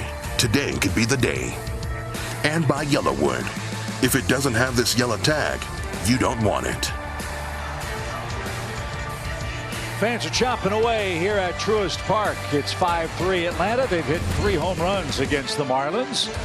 They have chased Eliezer Hernandez and now Sean Armstrong, one of a handful of new relievers in this made-over Miami bullpen. He's the first man out of the chute trying to end the Braves' 5th inning rally. He's had a couple good appearances as of late. Fastball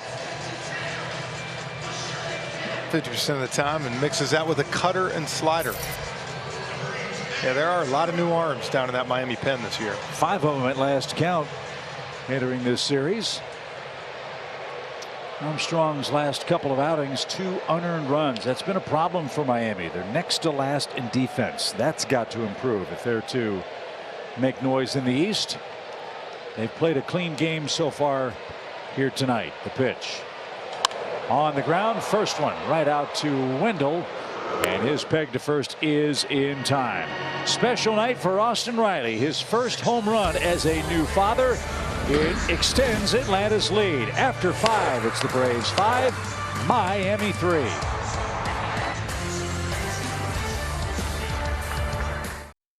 As we check out our T-Mobile coverage cam, Alex Dickerson fired up his first homer as a Brave. He fits right in. And when you hit 3 homers and you're leading a division rival, you should be having fun. Yeah, and even more so when you go to this Atlanta bullpen, Jeff. Yeah, the Atlanta bullpen has been great. Colin McHugh's and 12 strikeouts so far, tied for 6th most among relievers. And this is perfect time for Colin here because Chip for Snit, he's thrown well. You can go 2 1/3, whatever you want with him to bridge to that 8th, 9th inning. Joey Wendell will lead off. And that's sprayed foul and out of play. Might see McHugh for 2. You know, maybe Will Smith for the 8th and Jansen for the 9th possibly. They're a former Tampa Bay Rays squaring off. You're in the 6th inning. Wendell's 0 for 2 tonight. John Birdie is next. Braves this year, when leading after 6, undefeated. 6-0. Well, that was kind of the goal, right? The way the bullpen finished last year, and then going out and adding Kenley Jansen, Colin McHugh, you felt really good about them not only doing the same thing, but being even stronger. A floater, and Wendell could do nothing with that. Still 0-2. You think about the first 3 months last year. I mean, that was kind of the weakness of this team. That bullpen had not really taken off yet. I got a lot of the criticism for the reason of only being 500.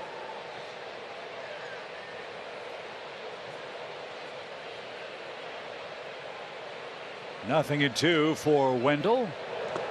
And that butterfly ball stayed low. 1 ball, 2 strikes. And the importance of adding to the bullpen. Short spring training. We've said that a lot.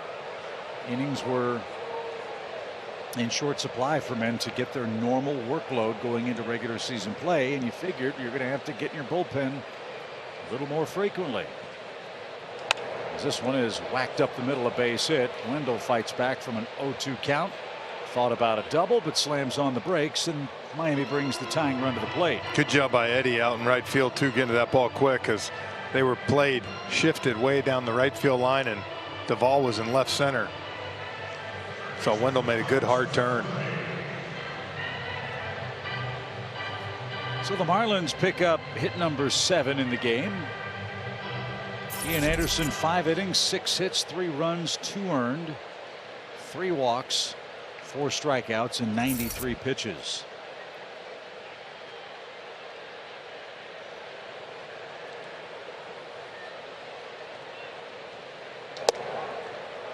Strike 1 for Birdie, who was a late add to the lineup tonight. Miguel Rojas was a late scratch. We were told flu-like symptoms took him out of the starting 9.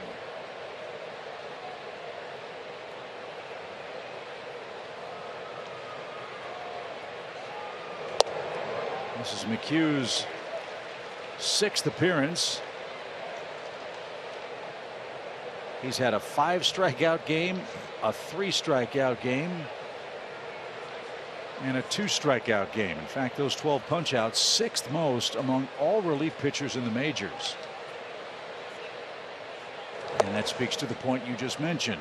Not only have the Braves restocked their bullpen, but they've stacked them with guys who can pitch multiple innings too. Well, and now with the DH, I think that's more important than ever, because you can give guys a break. You don't, hey, you know what, if you want to throw Colin 2, even 3 at 2 2/3, like I said, 3 innings tonight, you give him the day off. Tomorrow you got a full bullpen and he's back ready to go Tuesday night. So a lot of options for Snit and Cranny.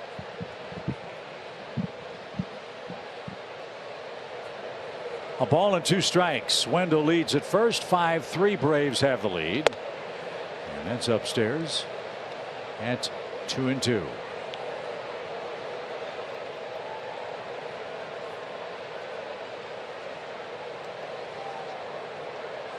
Peyton Henry would be the next Marlins hitter.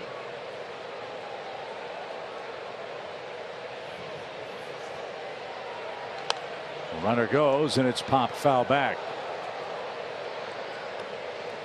Trying to get the runner moving, maybe shoot that hole, get some action going.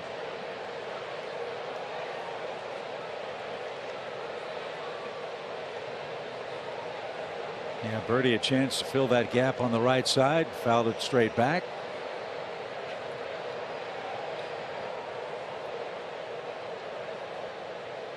As McHugh ready with his 2-2 pitch. Runner goes again. Breaking ball off the plate. The throw not close, and Wendell has a stolen base, his 2nd of the year.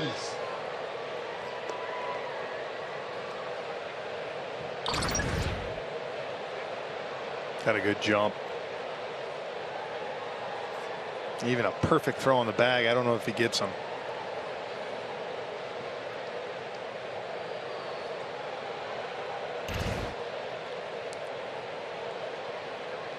So some work to be done here. Runner in scoring position, and what do we have here? Oh, we got an equipment problem.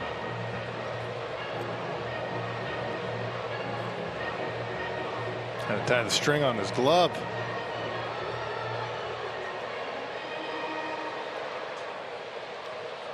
So full count. Wendell at 2nd after a leadoff hit and a stolen base. The pitch. It's low, ball 4. So Peyton Henry has had a tough night at the plate. 0 for 2. He'll dig in. That's a tough walk after being, sorry Chip, after being 0-2.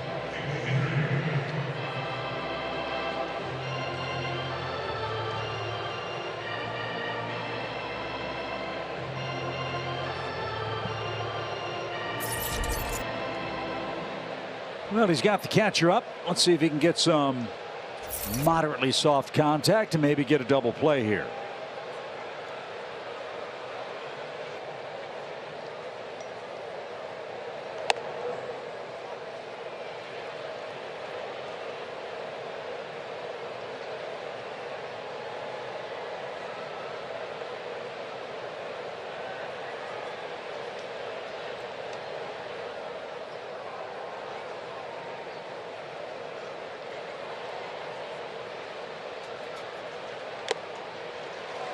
Last time up, that ball for Ozzie ended up getting stuck in the web of his glove.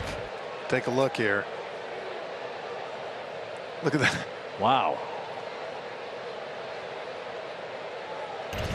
You see him just staring at it.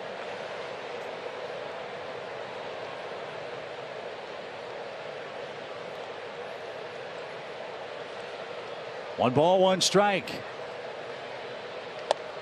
1 ball, 2 strikes.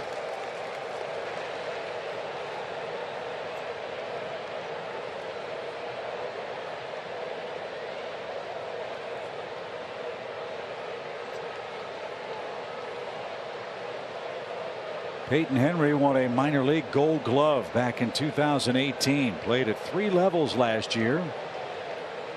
Now learning with Jacob Stallings and getting the start tonight. Big spot for the kid catcher. 1-2 pitch. There's the soft contact. Dansby will get but one. Productive out for Henry. Tough break. Well, you made a perfect pitch, and actually Chip probably lucky that it was the catcher. Anybody else running, that could have been an infield single that was hit so soft.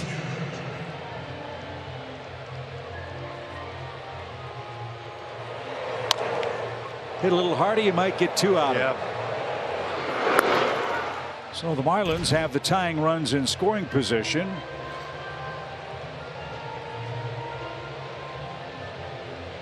They've left 6 on base in this game. 4 of those 6 at second or third base. They've got 2 more on the pond for Jazz Chisholm, who's scored twice with a homer and a double. Beware the first pitch with this young man. And he took it letter high. Strike 1. Well, I saw Ian all night. Got to make a pitch when he had to. See if Colin can wiggle out of trouble here and keep it at a 2-run lead. Worst case, 1 run. Yeah, stay out of a big inning. The 0-1. That's the one thing you wonder about Chisholm. Pitches up, and he swings and misses quite a bit for a leadoff And man. his pitches up, if you think about where Kyle Wright got him all night last night, sat 95 to 96, right up in that zone. And go right back up there, even a little bit higher. Maybe running away. That was my question. Let's see what they do. Didn't get it high enough, and Jazz Chisholm is going to tie this game with his 3rd hit. So he's a triple away from the cycle. Miami gets the 2 leadoff hitters aboard, and Jazz Chisholm makes it a 5-5 game. And that erases the decision for Ian Anderson. It gets Eliezer Hernandez off the hook too. It wasn't quite up enough. And again, kind of like we talked about Hernandez too, though, Chip. When you only throw 89, 90 compared to 95, 96, when you go up, you got to get that ball above the zone. So now you try to preserve the tie. You've got Aguilar up. Let's see if he can get a ground ball here. You do have to keep an eye on Jazz Chisholm. He's stolen the base already tonight. And this is what the Marlins envision their team looking like. This is a pesky and powerful offense that on paper should be much improved from the 2021 squad. Chisholm a 3 RBI night with 2 runs scored. And up to 15 RBIs on the year. There's a good one. Aguilar behind in the count.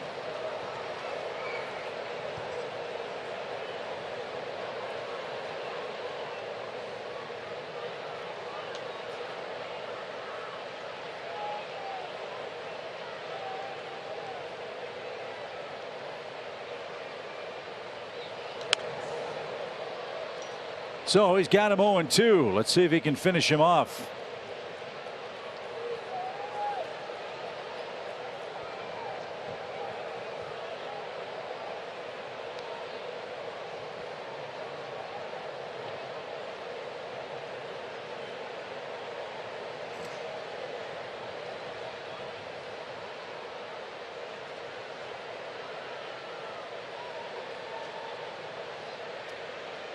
The pitch. Didn't chase it.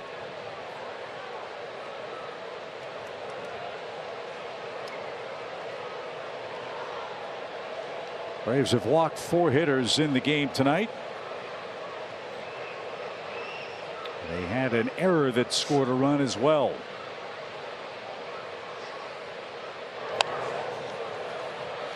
And this is your point.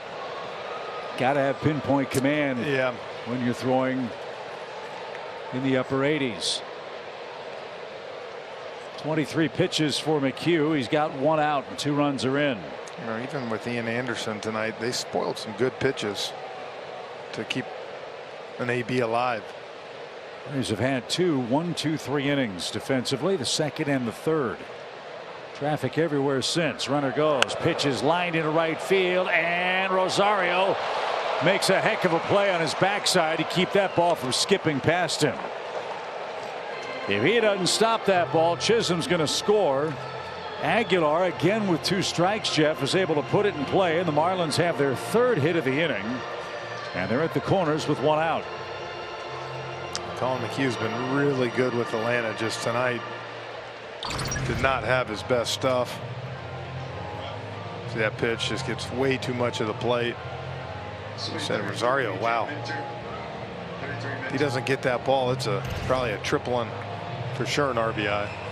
So McHugh faces 5 hitters. 4 of them reach, 2 of them score, and A.J. Minter's coming on.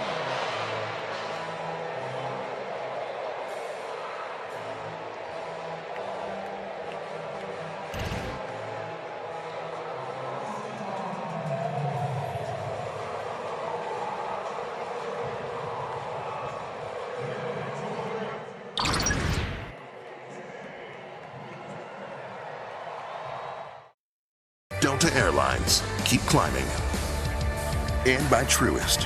When you start with care, you get a different kind of bank. New life for Miami. 5-5. They've got runners first and third. Braves have hit 3 homers. But a rough frame for Colin McHugh means A.J. Minter is going to come on, hoping to retire Soler and Sanchez and preserve a 5-5 game. A.J. Minter has been terrific to start his season. In fact, for A.J., 4 consecutive scoreless innings. And he last appeared in Dodger Stadium on April the 18th. And he's coming in here and facing a tough matchup with Soler. Really kind of needing a strikeout right here, Chip. Try to limit this and get the Braves offense back up there. And again, the tough thing about Soler is he's a very patient and powerful hitter. You've got to throw strikes and get after this guy. He scored a run in 3 trips to the plate. And he lines that one on the first pitch into left center field, and the Marlins take the lead. Chucking around second, heading to third is Aguilar. So neither McHugh nor Minter can retire the first batter, and Soler comes back and bites the hand that once fed him. Miami takes a 6-5 lead, and they're not done yet. And that's the hard thing. We saw Soler so much last year.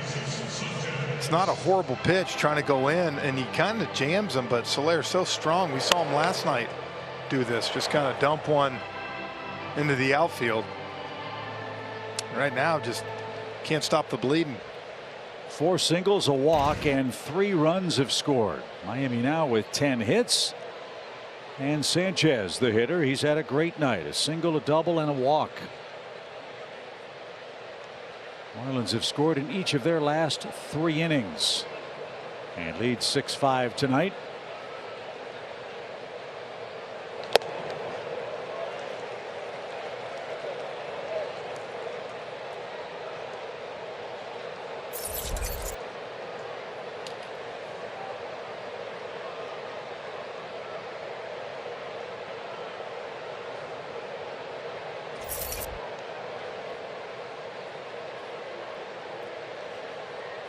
Sanchez, the Miami center fielder, the pitch.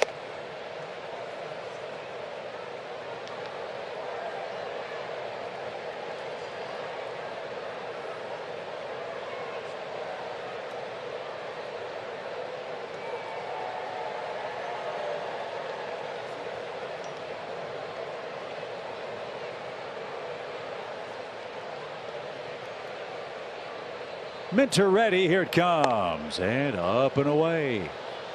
2-1.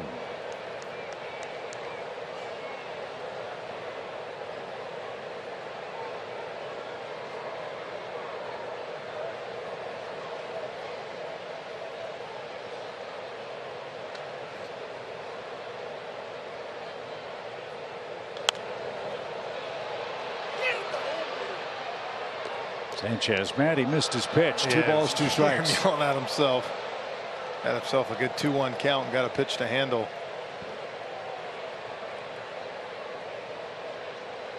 All 3 runs are Colin McHugh's so far. Aguilar his responsibility at third. So there belongs to Minter and has a short lead at first with 1 out. And the 2-2 pitch. It's the corner.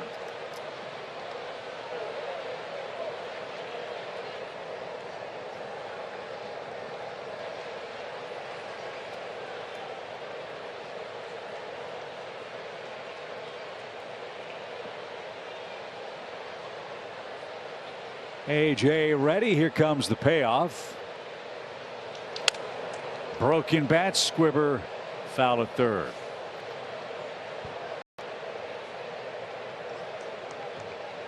And this is what the Marlins envisioned their offense was going to look like. Jazz Chisholm's had a great night out of the leadoff spot. Soler's gotten on base twice. Sanchez 3 times. Garcia 2 RBIs. And as we talked about, Jeff, with the Braves offense, the bottom of Don Mattingly's lineup card has fed the top. But it's still only a 1-run game. Yeah, and the offense still has 12 outs left. It's like you said, trying to get him off the field right here.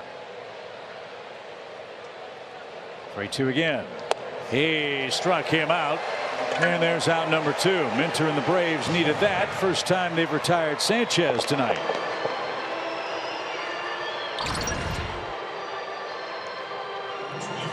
Kind of where they've been going to get him whenever they need that K and beat him to the spot up in the zone. Good pitch by AJ.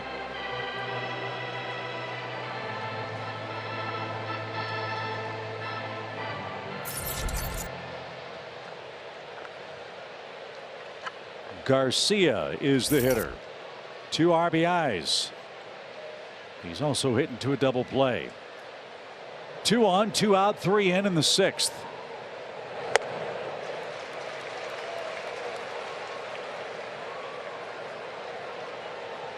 When the Braves come up, they'll have d'Arnaud, Duvall, and Dickerson.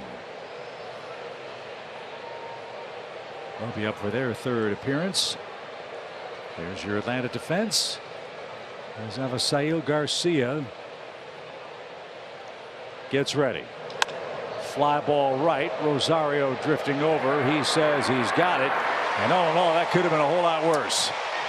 The Braves give up 3 and the lead, but trail by only 1. Home 6th coming up.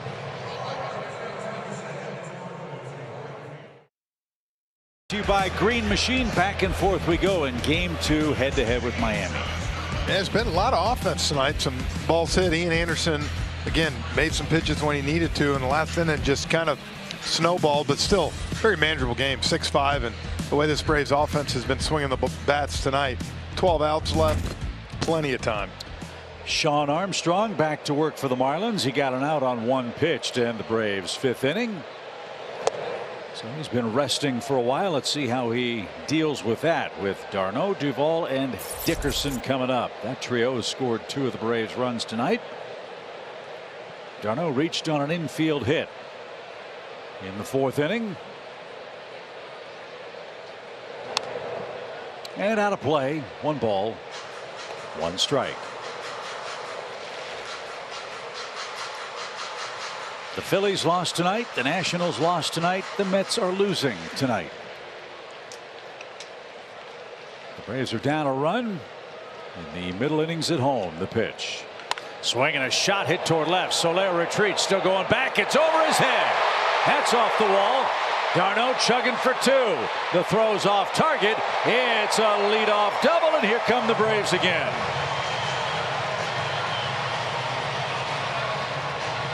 Travis off to a great start this year in 2022. Gets a hanging slider over the plate. Beautiful swing and lines it right over Soler's head. So it's there for the taking for Atlanta. Be a good time for Adam to hit his first home run of the year, right? There you go. He's hit safely in 11 of his last 14 games against the Marlins. As we told you, 9 extra base hits. And after giving the Braves all kinds of trouble as a Marlin, he certainly has returned the favor since coming back to the Braves. And we held him accountable last year, right? Yeah, he owed us, and he paid the bet.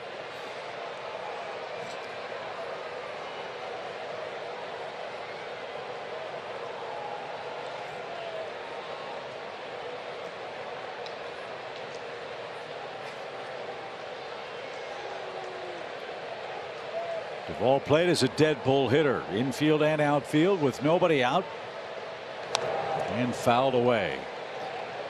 Adams, our Bank of America Impressive Tools feature.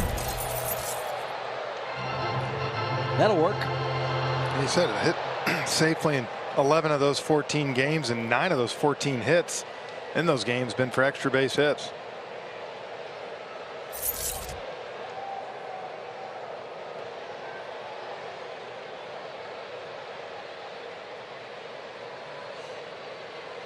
Duvall was second in the league in homers, first in the National League in RBIs last season.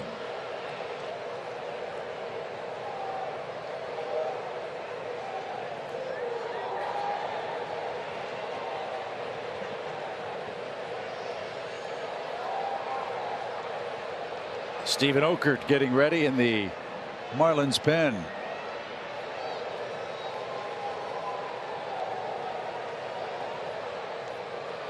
See if Adam can get him to third at the very least here. The pitch. He tried to and popped it foul. 1 ball, 2 strikes.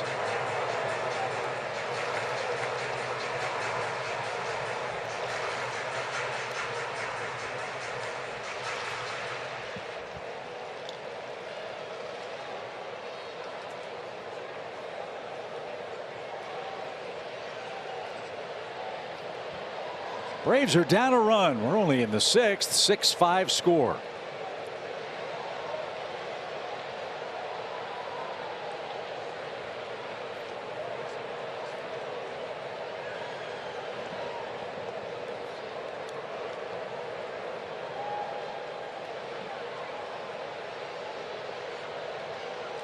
Darno, a good lead. The pitch.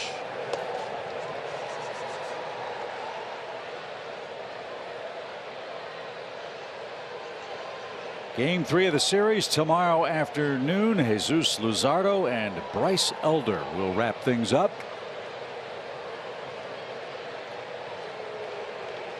First pitch 120. And we'll have it here for you on Bally Sports. Off day Monday, then the Cubs in for 3.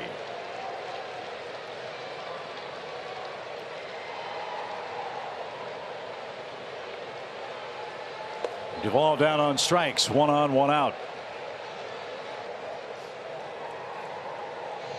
That'll bring up Alex Dickerson. Dickerson's had a good night. He's our Synovus Get There feature of the game. Yeah, back in the 4th inning, gets a pitch in and drops the lumber on it. Right into that first row. So a first home run back from August from last year. A good spot.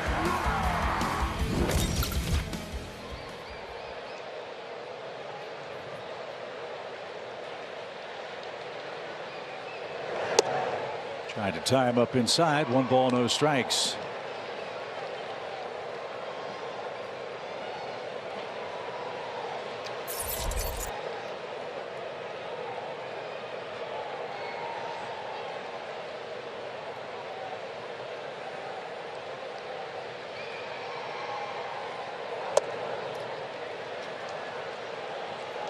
2-0.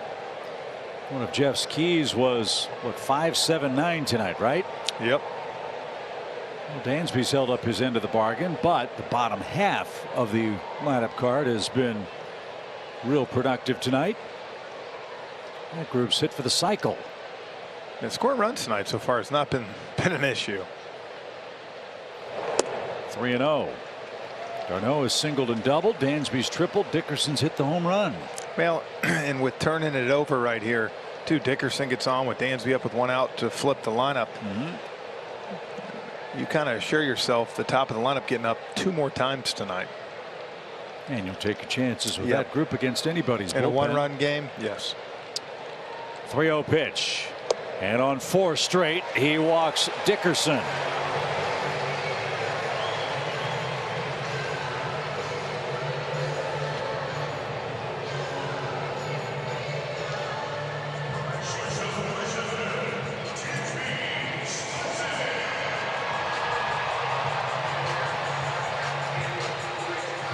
Mound meeting with Sean Armstrong, and we will enjoy a quick message from Zaxby's.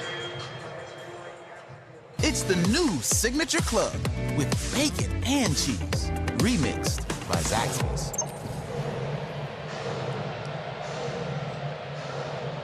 Mel Stottlemyre Jr.'s got a nice stable of arms to work with in Miami this year. Trevor Rogers had some bad luck last night.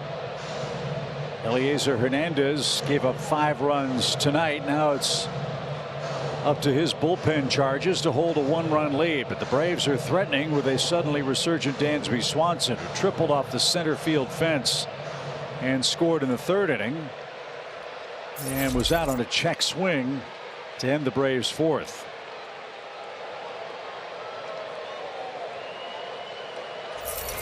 Hoping Dansby starts to feel more comfortable and look more comfortable at the plate. There's a big spot in the game. That one got away. The runners are going to move up. Henry was whirling like a tornado and couldn't come up with a baseball in time to prevent runners moving to 2nd and 3rd with 1 out. And he really never had a chance with that ball.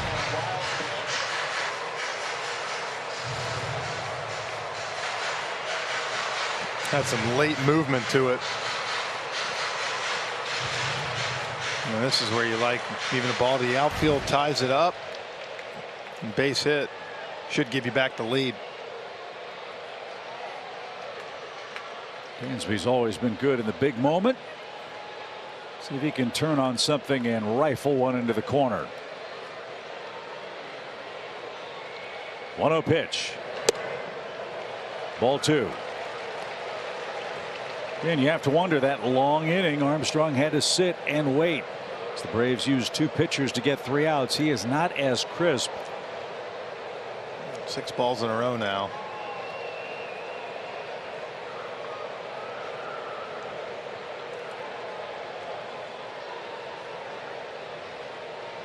Two balls, no strikes. And smart of Dansby. Take until he throws one. I agree here. The last thing you want to do, you know, it's an aggressive team, but 7 balls in a row.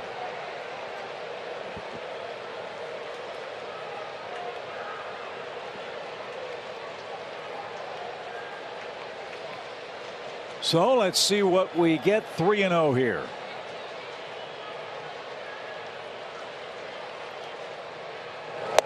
Turned him loose and he didn't get it.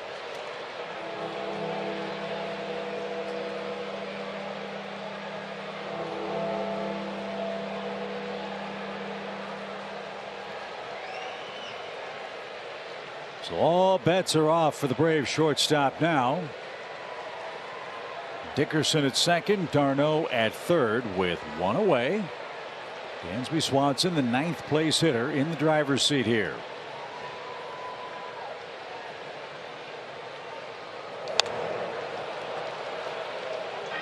Full count. 2 fastballs right down Broadway, coming right at him. So here's a huge pitch in the game.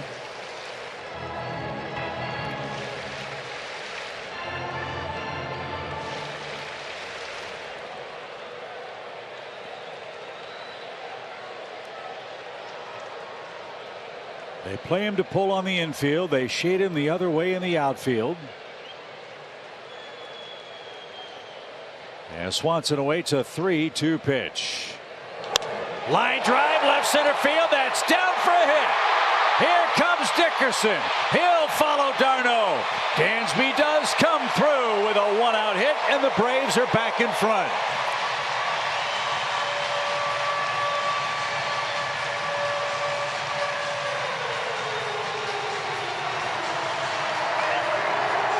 He's looking more and more like himself now. Now, great AB gets 3-0-2 fastballs in here, gets a slider, kind of backs up. Drops the bat head beautifully for 2 RBI single to left field. Great. When he starts heating up at the bottom, it just everything kind of feeds that top of the lineup, and this is when the team really starts to roll offensively. So Armstrong got an out on 1 pitch in the 5th, but ran into all kinds of trouble in the 6th as he surrendered the lead in Atlanta.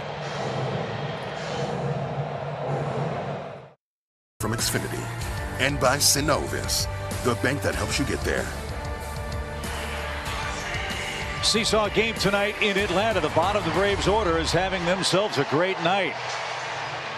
The 6, 7, 8, 9 hitters for the Braves have scored 5 runs. And now they'll take aim with the top of the order as Stephen Okert will face Ozzie Albies. As you know, Ozzie's a right-hand crusher of left-hand pitching, a .340 lifetime average. Okert loves his slider almost 65% of the time. Big tall lefty coming at you, back foot. 2 RBIs for Ozzie tonight. And there's not much head-to-head history here. Albies is just 0 for 2 against Okert in their careers. Braves with 7 runs on 9 hits. And have taken the lead back 7-6. And that's poked foul to the left side. And out of play, 0-1 your count. That slider first pitch. Fastball sinks it a little bit too.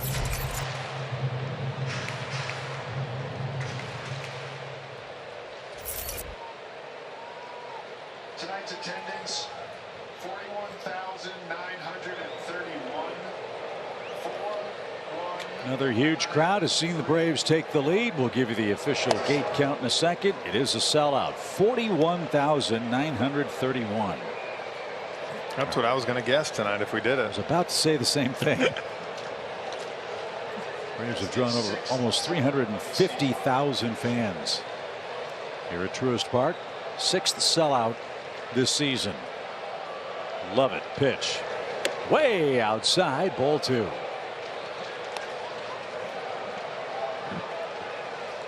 This is again the beauty of the Braves lineup.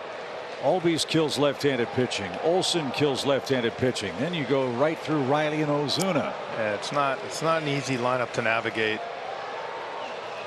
when they're swinging the bats the way they're swinging it tonight. Wind picking up as Ozzie ahead. Runner goes. Pitch is cut on a miss. The throw is going to short hop second. Henry looks back at the home plate umpire and thought there was some contact with Ozzie Albies. And Don Mattingly, I think, is going to come out and ask. Ted Barrett says didn't happen. Did it?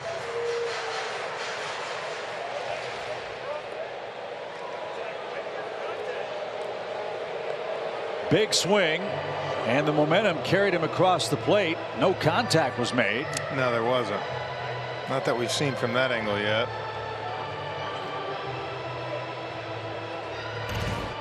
Yeah, there's no contact at all.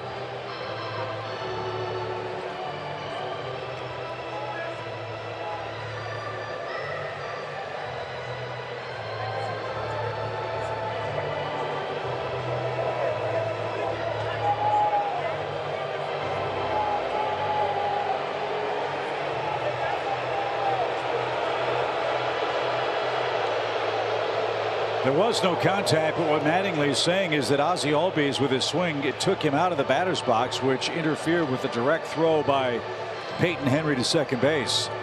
But Ted Barrett saw it differently, so. And that's his call, and from the angle of those other umpires, they're not going to see it any better. So give Dansby the steal. Ozzie Albies a 2-2 count. With one out, Braves up a run. The pitch. Ozzie got hit on the foot. And he did not swing at that pitch, so it is a hit batsman. Foot or shin guard? No, I think that hit him on the foot. The back foot slider. He started to go on it and was able, seemed to hold up. Yep. Heard the thump.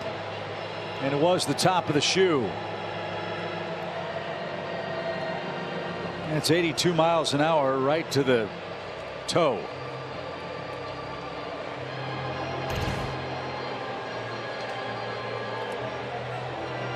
So the Marlins don't get the interference call. They then see Ozzie Albies reach first on a hit by pitch, and now Matt Olson with a chance to really do some hurt.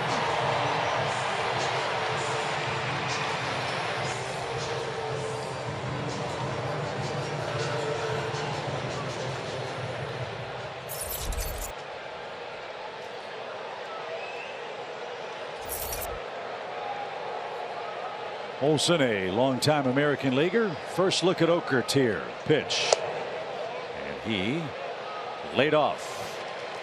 1 ball, no strikes.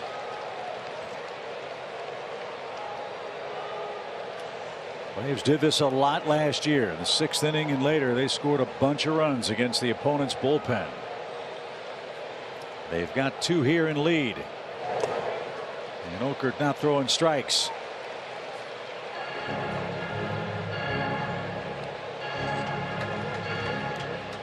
He has to face 3 batters.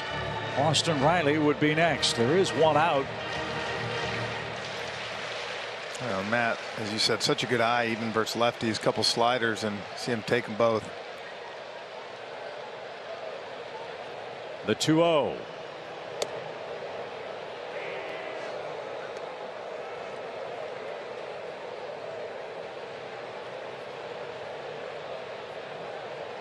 Okert, the 3rd pitcher of the game, 2nd of this inning.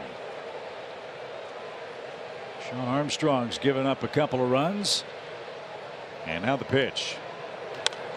Popped up left side. Wind pushing that near the netting, and Olson gets a swing on the house. And he just missed that one.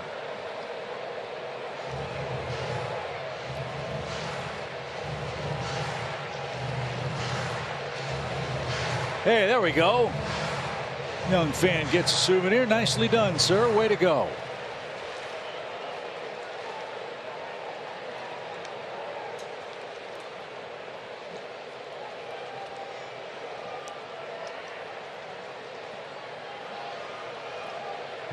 Big spot in the game. Braves trying to add on. Fast runners aboard with 1 out. Pitch. Sonny's come 5 sliders in a row right now. He's got 95, 96. I wonder at some point, is he going to let it go, or does he feel like he can't control that pitch? Lewis' head is up again. He pitched last night.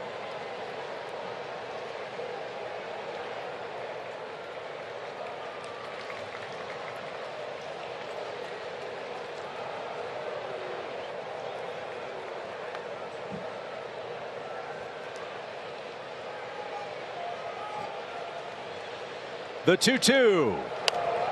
This is what I like about Matt too. Well, he's going to strike out, but the way he battles, his strike zone knowledge, he's going to force the opponent to make a mistake more often than not. Well, there's a perfect example. 5 sliders in a row. He threw a good fastball in the inner half at 95, and he's able to foul it off and see another pitch.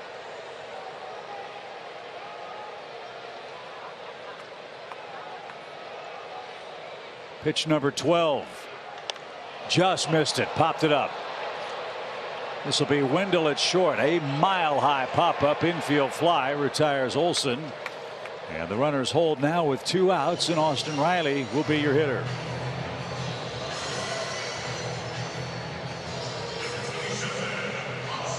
Riley, a solo home run last time up.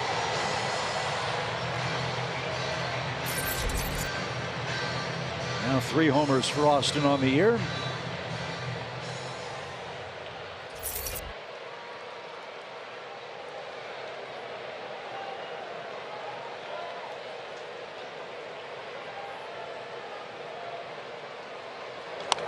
Back our way.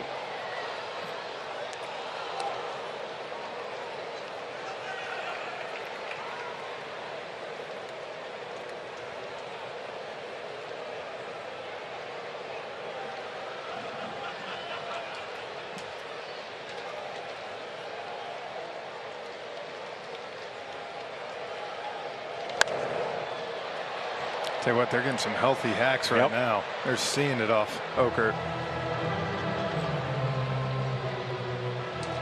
But he's ahead of Riley, 0-2.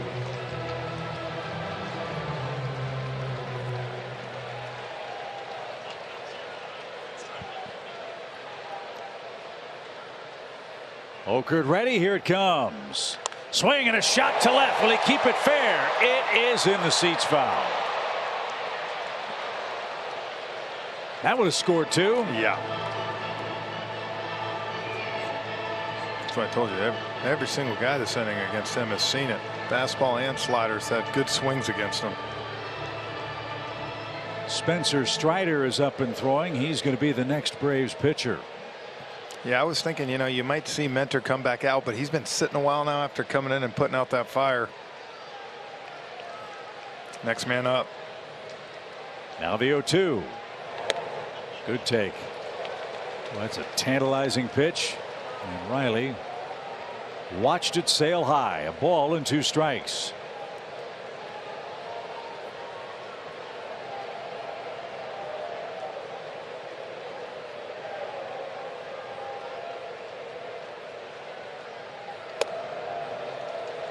Man, oh man. How did he not swing at that one? It was inside. 2-2.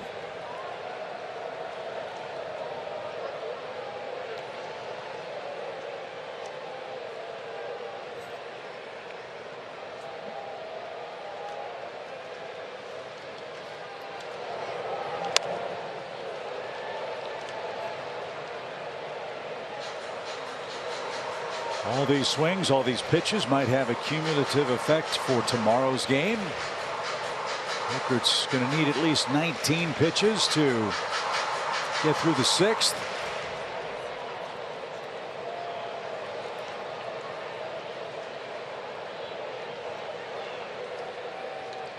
(7-6) Atlanta. The Braves with a 2-run inning. And off speed got Riley to swing and miss, and that'll retire the side. Big swing for Dansby Swanson. Swanson with 2 hits, a run, 2 RBIs, the number 9 spot in the order. Heck, the bottom of the order is doing a great job. Now the bullpen's on call again to protect a 1-run lead after 6 in game 2 with the Fish. 2019, he's recovered nicely and gained 3 to 4 miles an hour on that fastball. Guys, 40 pitches this year out of the pen, over 99 miles an hour. That's good enough for first in the National League. Talking to some of the Brave guys today, they said, where's that strength come from? He's got circus strength in the weight room with the legs. A lot of drive, guys. Will we see 100? I hope we see 0, as in 0 runs allowed. That's even better, Chip. Right? Good one. Well, I'll tell you this. I also say the fact that he's been doing this, Birdie, and doing it at such a high level, he's being put in some leverage situations now like this in a 7-6 ball game. No, it's absolutely a great point. You know, Snit, he'll run you out there just like Bobby Cox. He believes in you, puts you in big situations regardless, and that's how you get better. And Spencer Strider, Paul, is another multi-inning reliever for the Braves. All 3 of his regular season appearances have been 2 innings or more for Atlanta. And that's amazing, because when you throw 100 miles an hour, I mean, it's hard to maintain that, but he has no trouble doing so. And also has good secondary stuff. And here's what I love too, guys, good control. Well, he's hit 100 with his first 2 pitches, but they've missed the zone. 2 balls, no strikes. That's because I said that. Well, let's take care of the leadoff man in a one-run game. I was going to say he eased up and threw that one 99, but nope, it was 100. Yep. At the top of the zone, you're not going to hit that.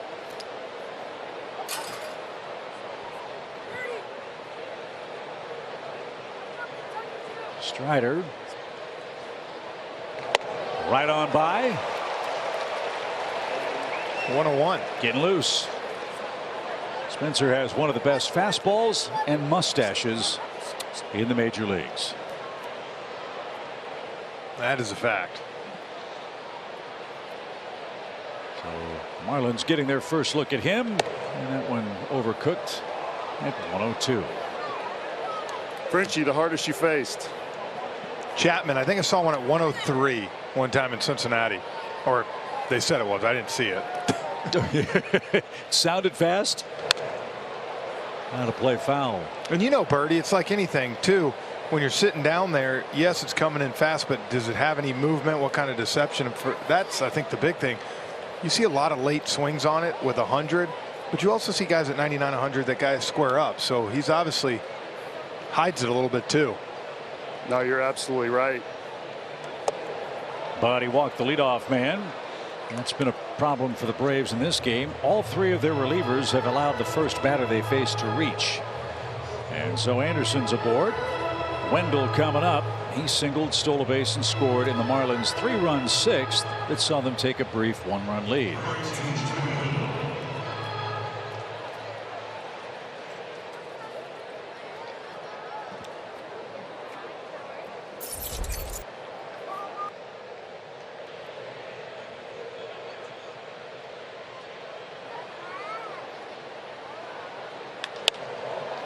Base hit to left by Wendell on the first pitch. Anderson around second is not going to advance.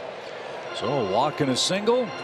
Looks like this is going to be one of those nights where the Braves batting last might be their biggest ally tonight. That's a good veteran piece of hitting. Reminds me of Nick Markakis. How many times we saw that? 100, 101. Okay, I'll just shorten up.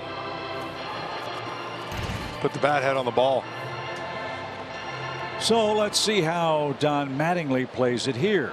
You could bunt, then you've got the 9-1-2 guys coming up. Birdie's walked twice and struck out. Not a lot of fun bunting 100. No. You ever try to do it? Negative. Let's see how they play it. Braves pinch in thinking he might try. No sign. And a swing and a miss.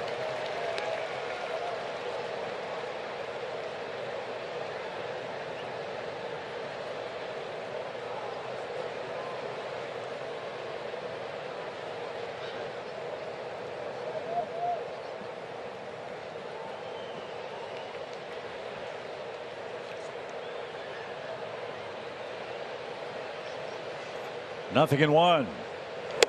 Nothing in two. Seems like his fastball at 99 has been more effective than the ones at 100. Well, he's painted both those away too. So it's been great location also with the velocity.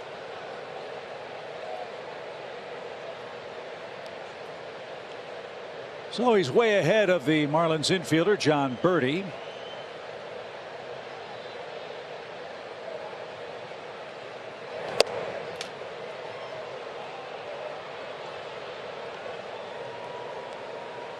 As good as Spencer's fastball has been, walks have been somewhat problematic, 6 of them in his 9 innings of work coming into tonight. He's got a leadoff pass here. 1-2 pitch.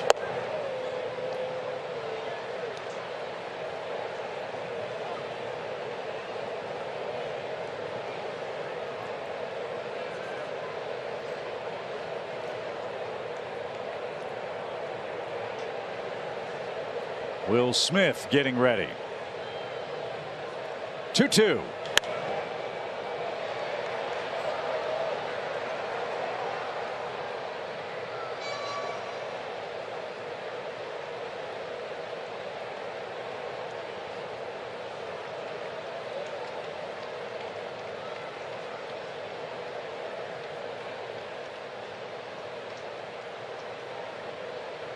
Pitch number 14 for Spencer Strider coming up. And this, I think, illustrates your point, Jeff. You give big leaguers enough time to see a man, they can time 100 miles an hour. Yeah, the hard thing is, I mean, he's late on everything right now. So where he struggles with right now, do I throw a slider? Because you're going to speed up his bat for him. A good one, yeah, you probably strike him out. But if for some reason it's not sharp, trying his bat. That's boxed by d'Arnaud. Throw from his knees to the third base bag, and that's well late. And so that hurts. That takes away the double play chance, and it fills up the count after a wild pitch.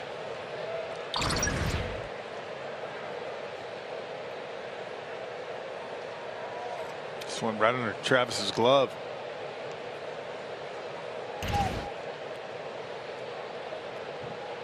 So he was way ahead of Birdie. Now he's run it full.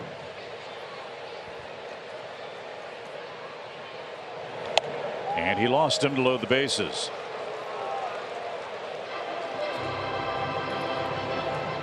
So Peyton Henry is the scheduled hitter. Looks like Don Mattingly is going to go to his bench.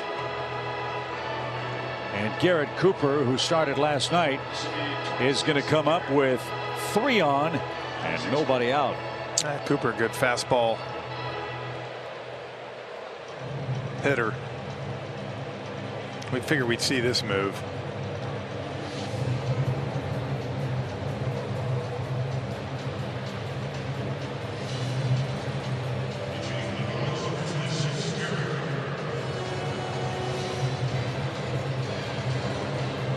So it's Cooper versus Strider with the bases loaded.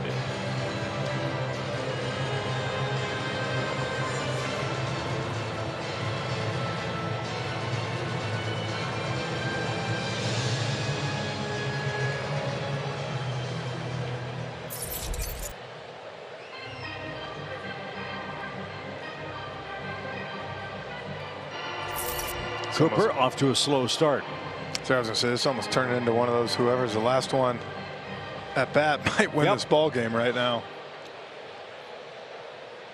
You can keep this to 1 or 2 with 0 obviously being the ideal outcome. You feel like you've earned a moral victory. Nobody out, 3 aboard.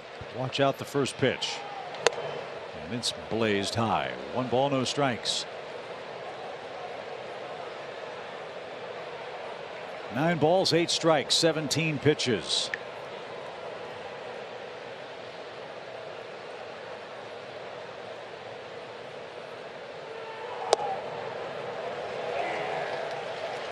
There's a good slider, something to just get him off that fastball, because you know right now he's sitting dead red 100.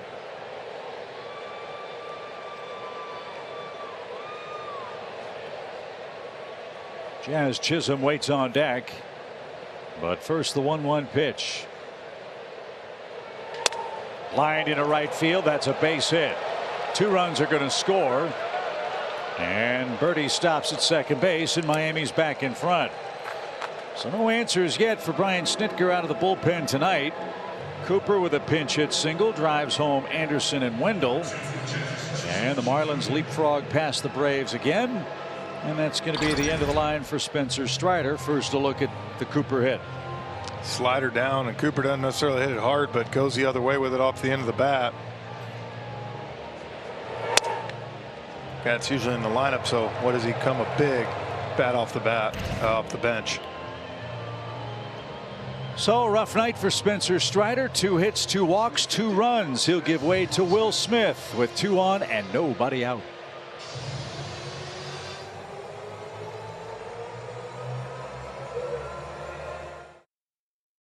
Through the 29th.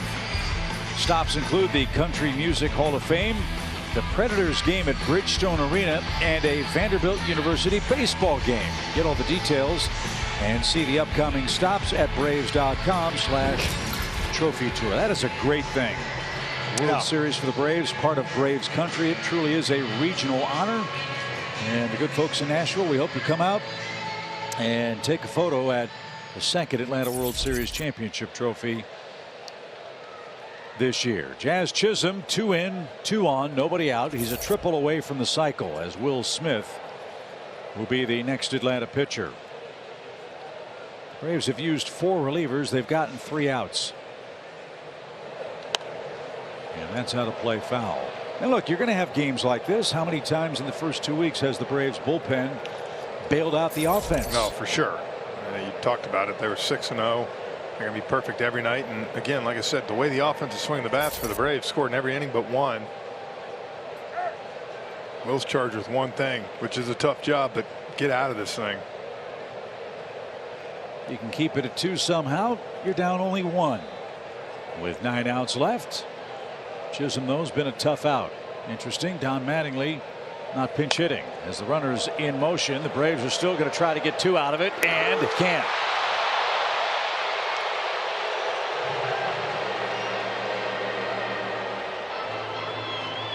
Dansby kind of an in-between choice, huh? He had Ozzie making his way to the second base bag, knowing the speed of Chisholm.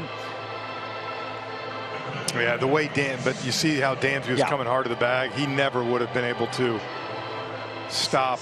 It's a good chance even trying to get 2 there. Any other guy on the team, that's a double play. But you get the 1. And you do have the double play in order if you can get Aguilar to hit the ball on the ground. He's got bookend singles and 2 flyouts. So Smith, the first Braves reliever to retire the first batter he faces. And the Marlins have runners at the corners with 1 man out.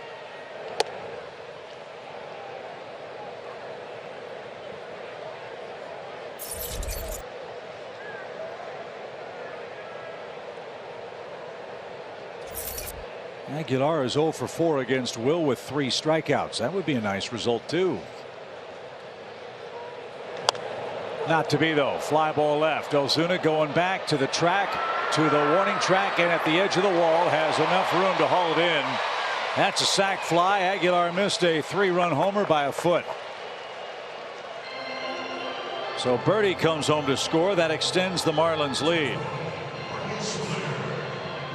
Yeah, that just missed. Just got under it too much, and big break for the Braves. A home run there could have been big trouble. Now you're still very much in this ball game. Yeah, with the wind blowing left to right, he hit it into the teeth of that wind. Braves will walk Soler and go lefty-lefty here with Sanchez. 3rd walk of the inning. Braves have walked 4 men in the last inning and 2/3.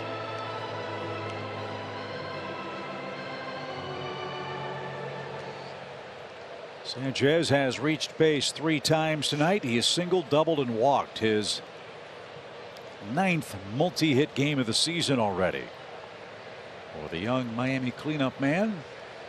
9-7 Marlins. Still a long way to go tonight. To Sanchez, they've been living away with fastballs on the corner and up in the zone.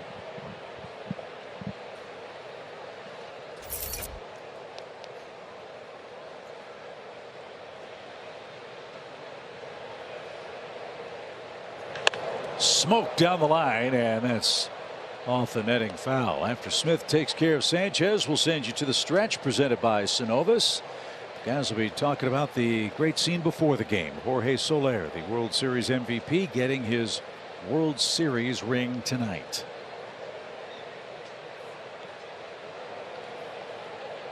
Smith way ahead. Let's see if he can finish his man. He can, and that'll retire the side. Marlins score 3 walks in the inning. 2 of them score as we send you to the stretch. 9-7 Miami in front.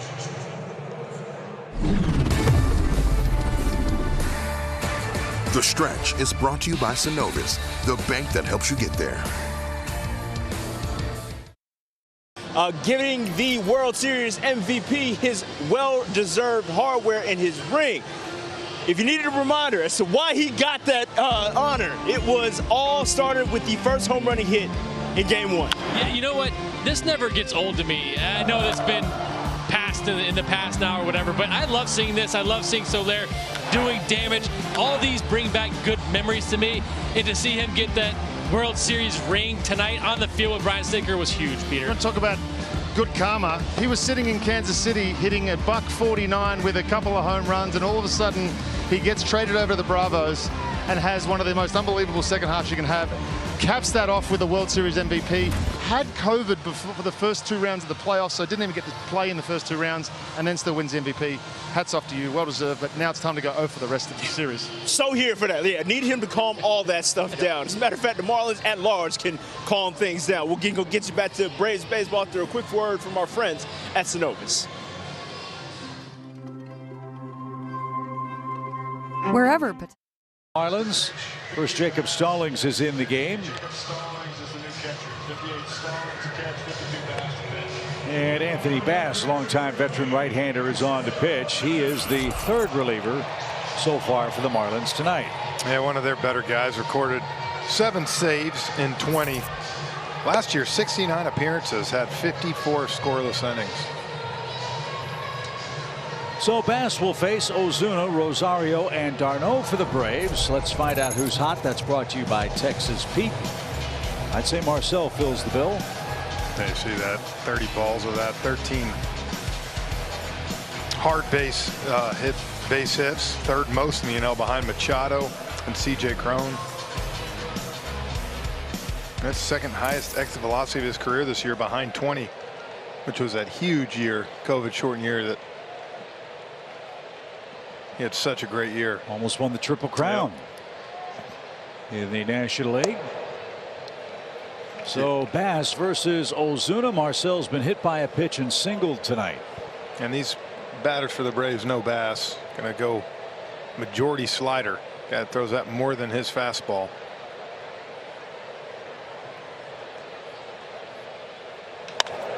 Driven to center. Sanchez back. But the ballpark's going to hold that. And there's out number 1. You make an interesting point. Bass sort of is the modern day major league pitcher. For the first time in a long time, if ever, there's more off-speed usage than fastball usage in our game. Yeah, you know, I think definitely, especially coming out of the pen now. Yes, guys throw hard, but a guy like Bass is coming at you with over 50% sliders. Which, like you said, it's fine as long as you can locate. Eddie looking for his first hit tonight. He's got a lot of room on the left side to play with. Braves need a leadoff man aboard, or a man aboard of any kind, I should say. In a 2-run game, it's strike 1 for the Braves outfielder, Eddie Rosario.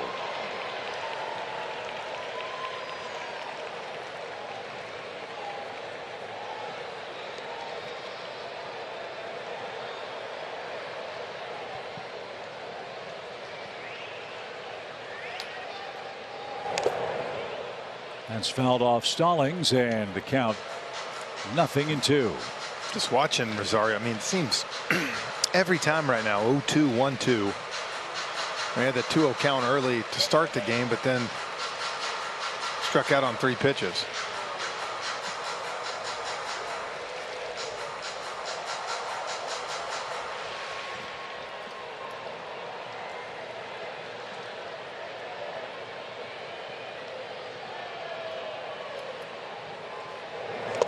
And he swings at a ball in the dirt and is struck out. Bookend strikeouts for Rosario, who's 0 for 4 in the game. 2 away for Travis d'Arnaud. 2 hits, 2 runs for d'Arnaud. Well, now Bass is entering the portion of the Braves lineup tonight that, with the exception of Ozzie Albies, has been the most effective part. Yeah, they definitely have hit the ball the hardest down at that bottom part of the lineup, but they're going to have to start this one with two outs tonight.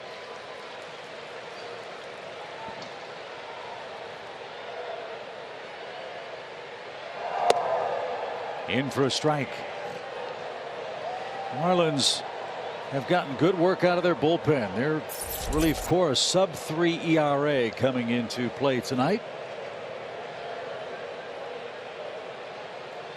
This is generally not a strikeout staff. And one of their relievers as that's pulled toward third. Nice pickup. Long throw. Catcher running and the stretch. That was gorgeous. John Birdie with a terrific play at the bag. And the Braves are retired in order to end the 7th inning. Miami still holds a 2-run lead.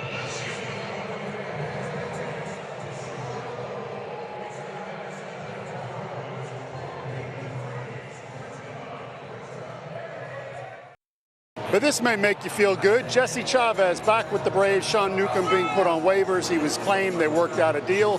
So we swapped pitchers.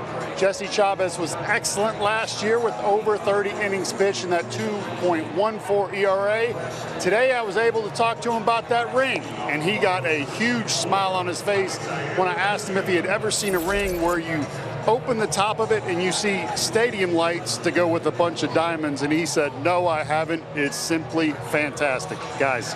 He's right about that, and you're right, Paul. What a role that Jesse Chavez played. You remember the first game he pitched for Atlanta? He served as an opener in Cincinnati.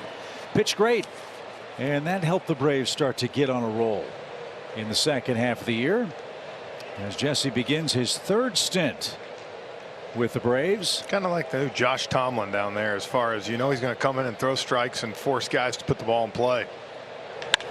They do on the first pitch. Garcia smokes a single to center. Marlins have come with their hitting shoes on after they were shut out last night. 2-hit night for Avisail Garcia. 116.8 off the bat. Is that good? Yeah. So they put the leadoff man on again. It's been a big story in this game. After the Braves retired 7 straight in the first, 2nd, and 3rd innings, the Marlins have had the leadoff man in every inning since. Single runs in the 4th, the 5th, 3 in the 6th, 3 in the 7th. The Braves just haven't been able to put a Band-Aid on the bleeding. Pitch. There's a strike, 0-1.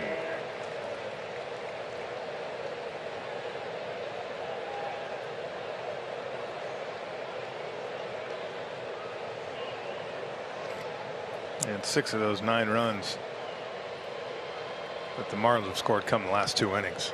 Really hurt. And the Braves relief corps tonight. Colin McHugh, 3 runs in a 1/3 of an inning. A.J. Minter, 1 hit in 2/3 of an inning. Spencer Strider, 3 runs, didn't retire a batter, walked 2. Will Smith got 3 outs in the 7th. And now it's Jesse Chavez here in the 8th inning. Brian Anderson, the hitter.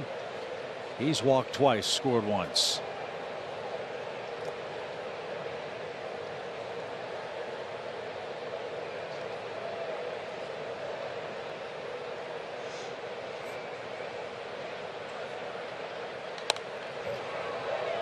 Two and 2 for the Miami right fielder, Brian Anderson.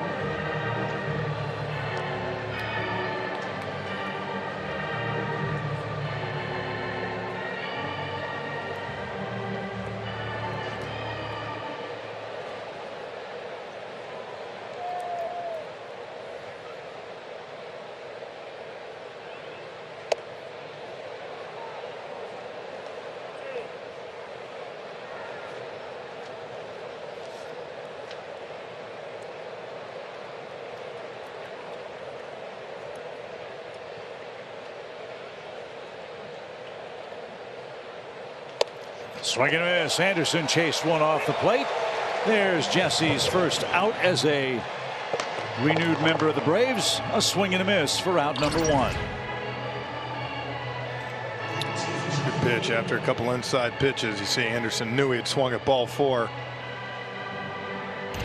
Cutter off the plate. Joey Wendell, 2 singles, 2 runs scored. The bottom of the Marlins order has been destructive. They've scored 5 runs tonight. Really mirror image offensive games. I was going to say 22 hits tonight. So there's been some offense. Miami has left 10 men on base. The Braves have stranded 5. And it looked for a while like the Braves were going to pull away, but tough night for the bullpen to this point. Chavez, though, will try to put up a 0 and turn it over to the lower third in the Atlanta 8th. Game 2 of this head-to-head series. Game 3 tomorrow afternoon. Our first pitch at 1:20 Eastern Time.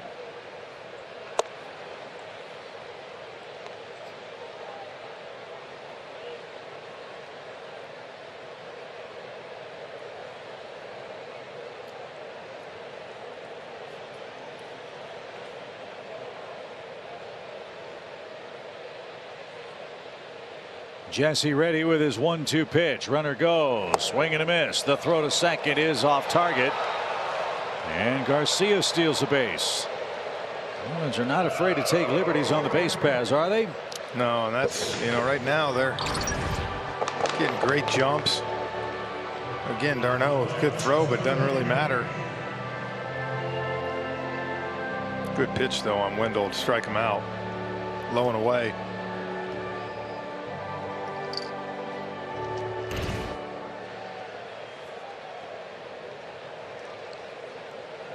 So runner in scoring position for John Birdie. Boy, that was a gorgeous play he made to end the Atlanta 7th.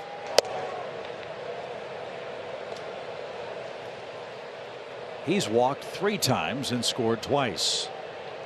Birdie was a late addition to the Marlins lineup tonight. Miguel Rojas was supposed to start, couldn't post. And Birdie's had a good night.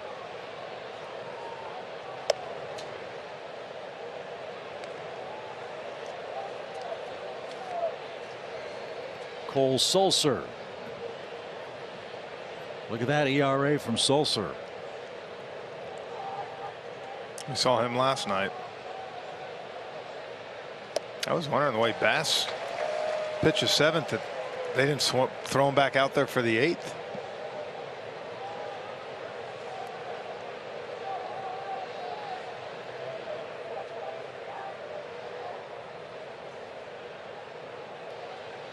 Two balls and a strike for John Birdie. And I goofed up on the start time, the first pitch time tomorrow. Forgot that we start at 1:35. Perfect. 15 extra minutes to sleep. Yeah, after what, a 3-hour and 20-minute game so far tonight. Braves live, of course, at 1 o'clock. We'll get things started.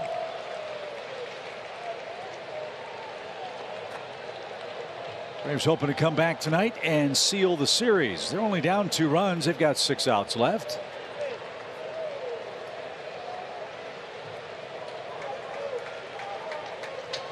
As Birdie awaits a 3-2 pitch. Surely the Braves won't walk him for a 4th time. And they won't. Birdie didn't get that. How about that debut for Jesse Chavez? Single at 116 up the middle and 3 Ks.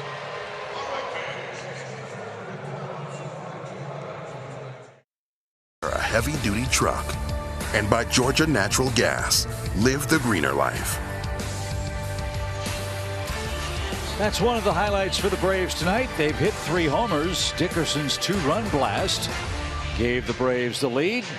And now they're down 2 in the 8th inning with the lower part of the order coming up against Cole Sulser, who's pitching in back-to-back games. Yeah, see that, 6 games. 1.69 ERA. Saw him pitch last night. Good changeup. That's his out pitch. So before the Braves go to work against the Marlins right-hander, let's first enjoy a quick message from Delta.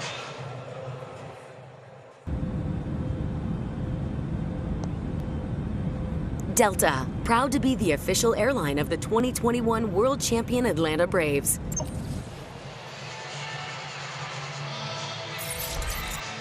Well, let's see if Duvall can get something started.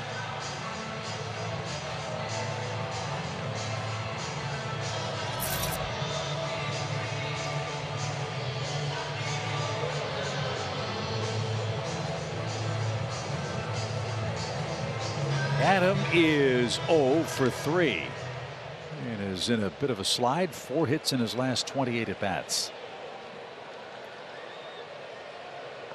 No time like the present to turn that around. Yes. He takes a skipper up there. 1 ball, no strikes.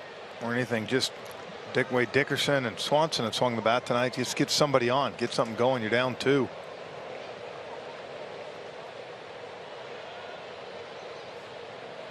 A 9-7 game. This is always interesting to see how a relief pitcher works on back-to-back games early in the season.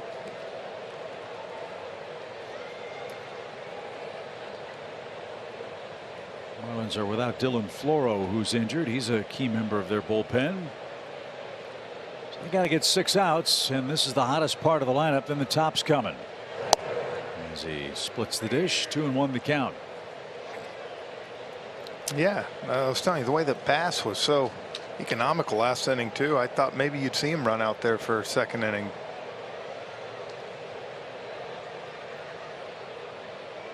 The 2-1.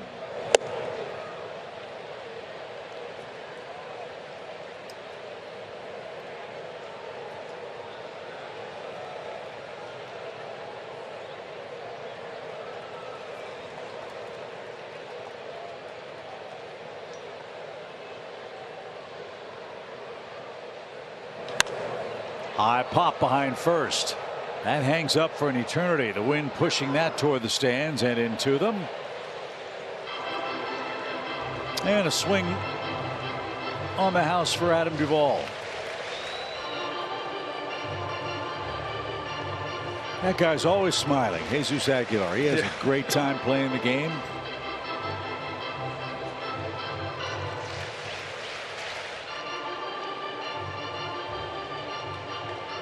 And his club leads on 9 runs and 13 hits. They've also stranded 11. It's been a busy night on the base paths for Miami. The pitch. Good take. Full count. Braves need base runners any way they can get them. Marlins have walked 5 in the game. They've hit a batter 2. Yeah, good take. You can see Duvall saw that change up the whole way.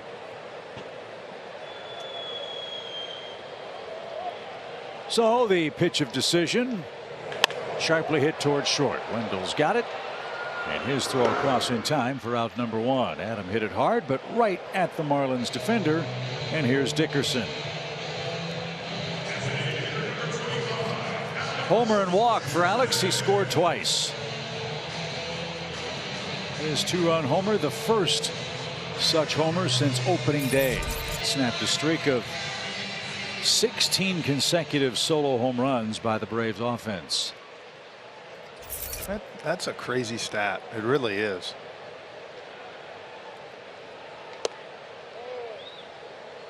It's a pretty good pitch, but called a ball. 1 ball, no strikes.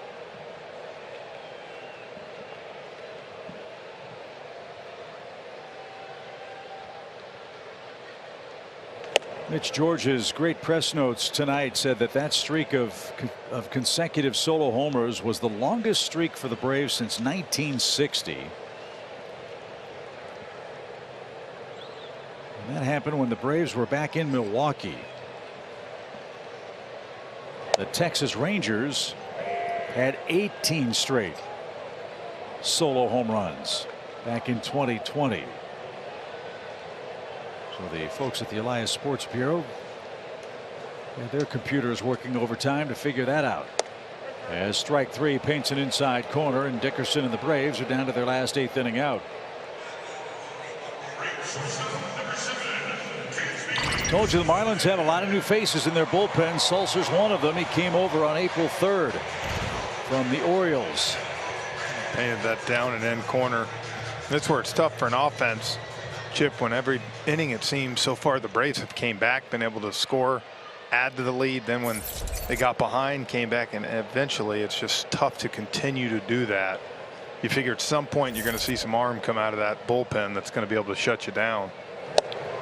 7 straight Braves have been retired after they picked up a couple of runs in the 6th. As Okert, Bass, and now Sulser trying to send this game to the 9th with a 2-run lead.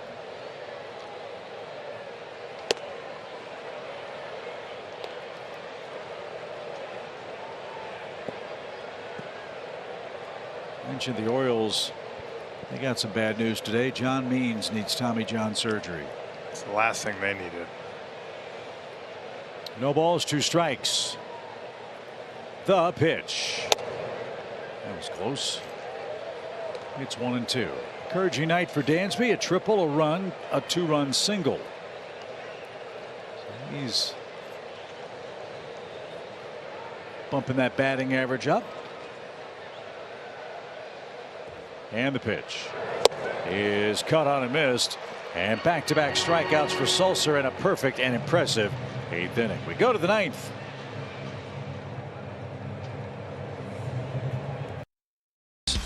How about the Hawks? They've got Game 4 Sunday at 7 o'clock in their matchup with the Miami Heat. And I know, Jeff, you're looking forward to the Atlanta United Inter Miami game at 1. A little football tomorrow at 1 o'clock.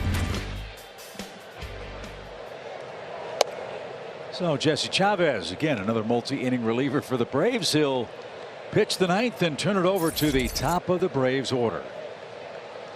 Jacob Stallings came in defensively in the 7th inning and launches that out of play foul. Don Mattingly was talking to us about Jacob Stallings, Jeff, and the difference he's making on this Marlins team.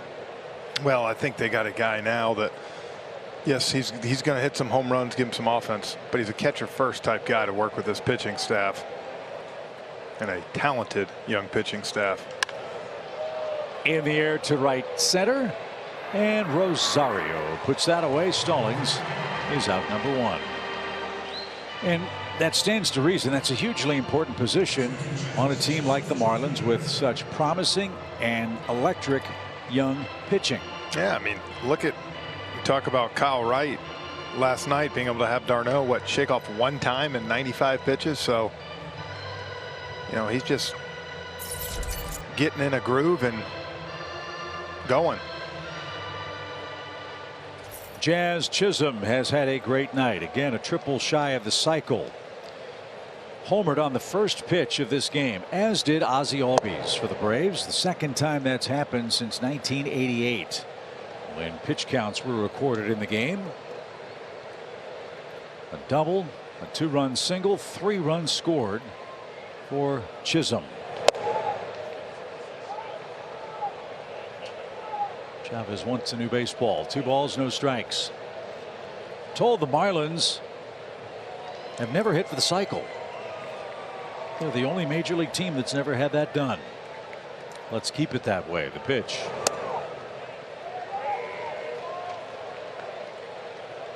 Last year, the Padres were able to take their names off the teams without no hitters. Yeah, with Musgrove. Joe Musgrove, the local kid.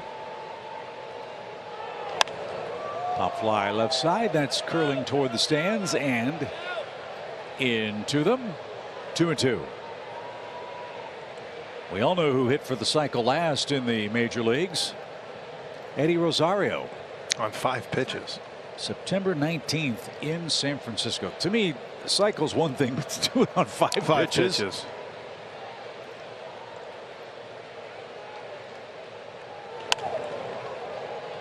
Dansby sliding try, can't glove it, and Chisholm's going to reach again. He's aboard with 1 out. Yeah, Dansby had to try to scoop it, and even if he did chip Chisholm's speed, I don't know that he would have got him.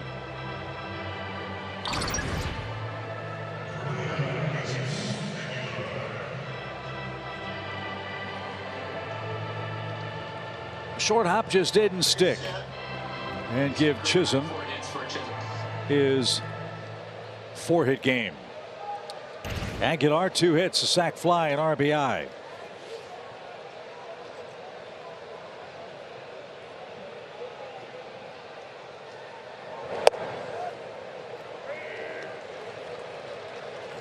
In the Braves 9th.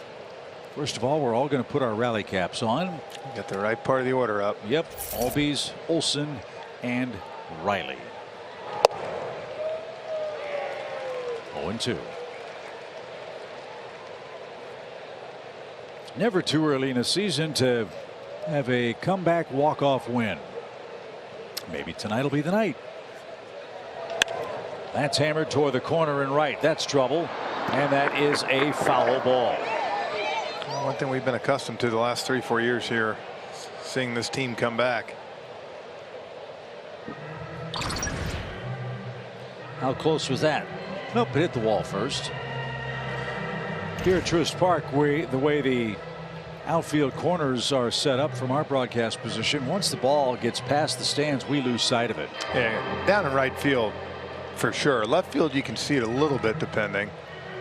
But yeah, you can't see where that ball hits. Right near the pole, within 15-20 feet. Stands jut out toward the foul line and cut off our angle. As Aguilar now an 0-2 count.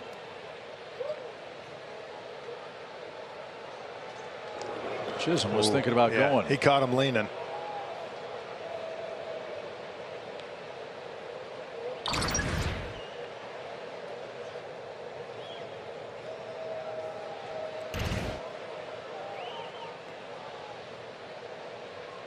He's going. Swing and a miss. The throw to second off target. It's another stolen base for the Marlins, the second of the night for Chisholm. Aguilar down on strikes, 2 are away in the inning. You see so many hitters like Aguilar walk back to the dugout. Chip wondering, how did I miss this pitch against Jesse Chavez? 91.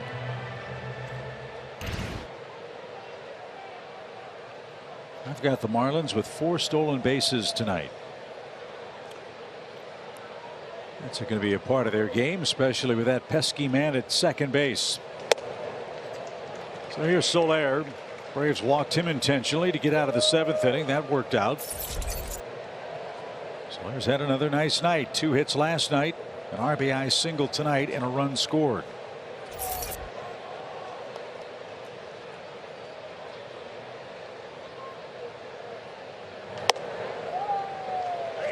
There it is again. 2 pitches at 91, just kind of painted away, and you find yourself 0-2.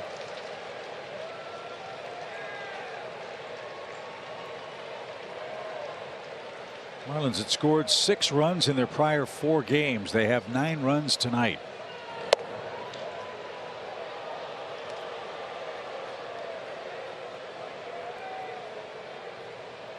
After their matchup with the Braves tomorrow, they'll fly up to Washington, a 3-game series with the Nationals as their road trip continues. As Jesse ready, the 1-2. Wow. Had the plate, but I guess he missed his target. Yeah, set up in.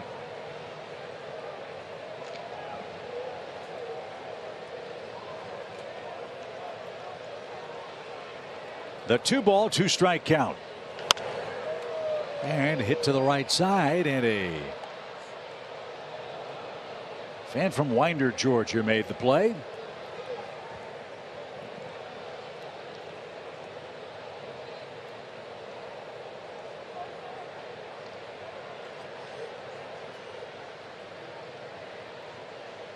Pitch 35 for Chavez. And it's strike 3. Wow, 2 innings of work, 5 strikeouts. Welcome back to Atlanta, Jesse Chavez. All right, Braves country, never quit with SNCC. Get your rally caps on. Right guys are coming up. Ozzie, Olsen, Riley, and hopefully many, many more in a 2-run game in Atlanta. The Cubs in town. Greg Maddux will be honored with his 4 Cy Young Awards. The first 15,000 fans here at Truist Park will get your Greg Maddux bobblehead. Get your tickets at Braves.com. Wild game tonight. Lots of offense on a windy evening. Back and forth we've gone. The Marlins, though, have set down the last 8 Braves hitters in a row. And now they'll take aim at Tanner Scott. Jeff, another one of the relief pitchers acquired from the Orioles before regular season play began. Yeah, the southpaw, 2 pitches. Fastball, slider, 11 strikeouts in 6 innings. So high strikeout guy. Ozzie Albies has had a good night. He's reached base 3 times, homered on the first pitch, sac fly in the 3rd, and was hit by a pitch in the 6th. And Scott's 9th inning begins with ball 1.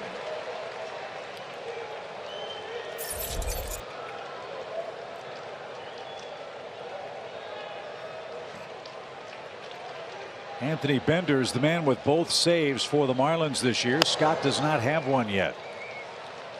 So we'll see if perhaps a little unfamiliar territory comes into play with this part of the order. Get a couple guys on, put a little pressure on them.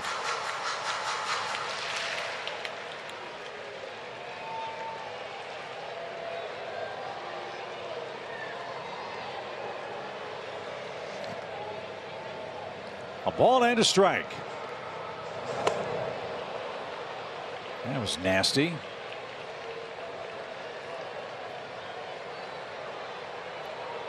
Tanner Scott has one career save. It was in 2020 with the Orioles.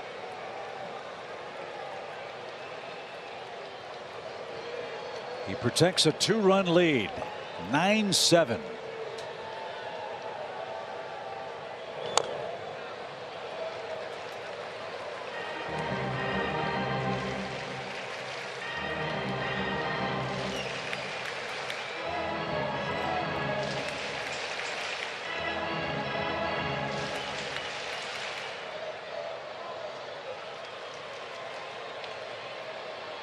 One ball, two strikes.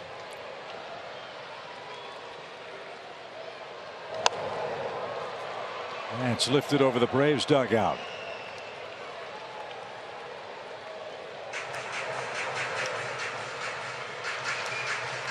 Bloop and a blast gets you tied.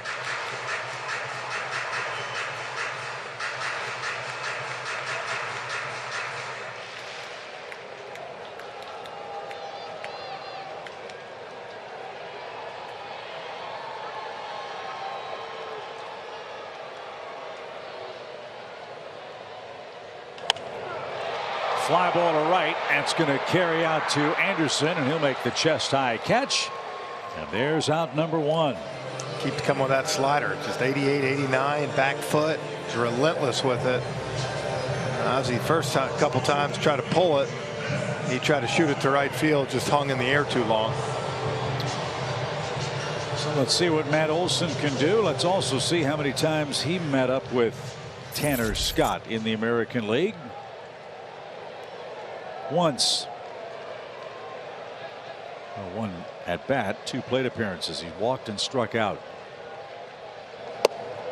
Right there, a strike. Luzardo and Elder tomorrow at 1:35. Braves Live at 1 o'clock. Braves Live post game presented by Xfinity will follow us. Line drive left. It's going to hang up though and right to Soler. Hard hit ball. No luck for Olson. That went off the bat at 107. And the Braves are down to their last out. It's Austin Riley who hit his first homer as a dad tonight. That came in the Braves' 5th. Matt only a double to show for tonight, but has smoked the ball 3 times. Miami's relief corps has set down 10 straight Braves hitters. And they're an out away from evening the series. The pitch. This guy has a nice arm. Austin Riley had a nice 5th inning. I got a hanging pitch from Hernandez, and first home run is a proud papa.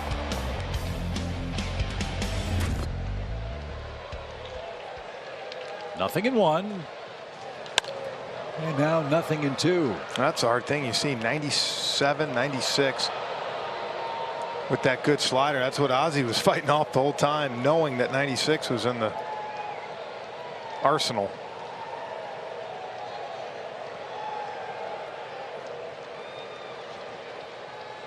So the Braves have 1 strike left. Can Riley keep the game alive? Let's see the pitch.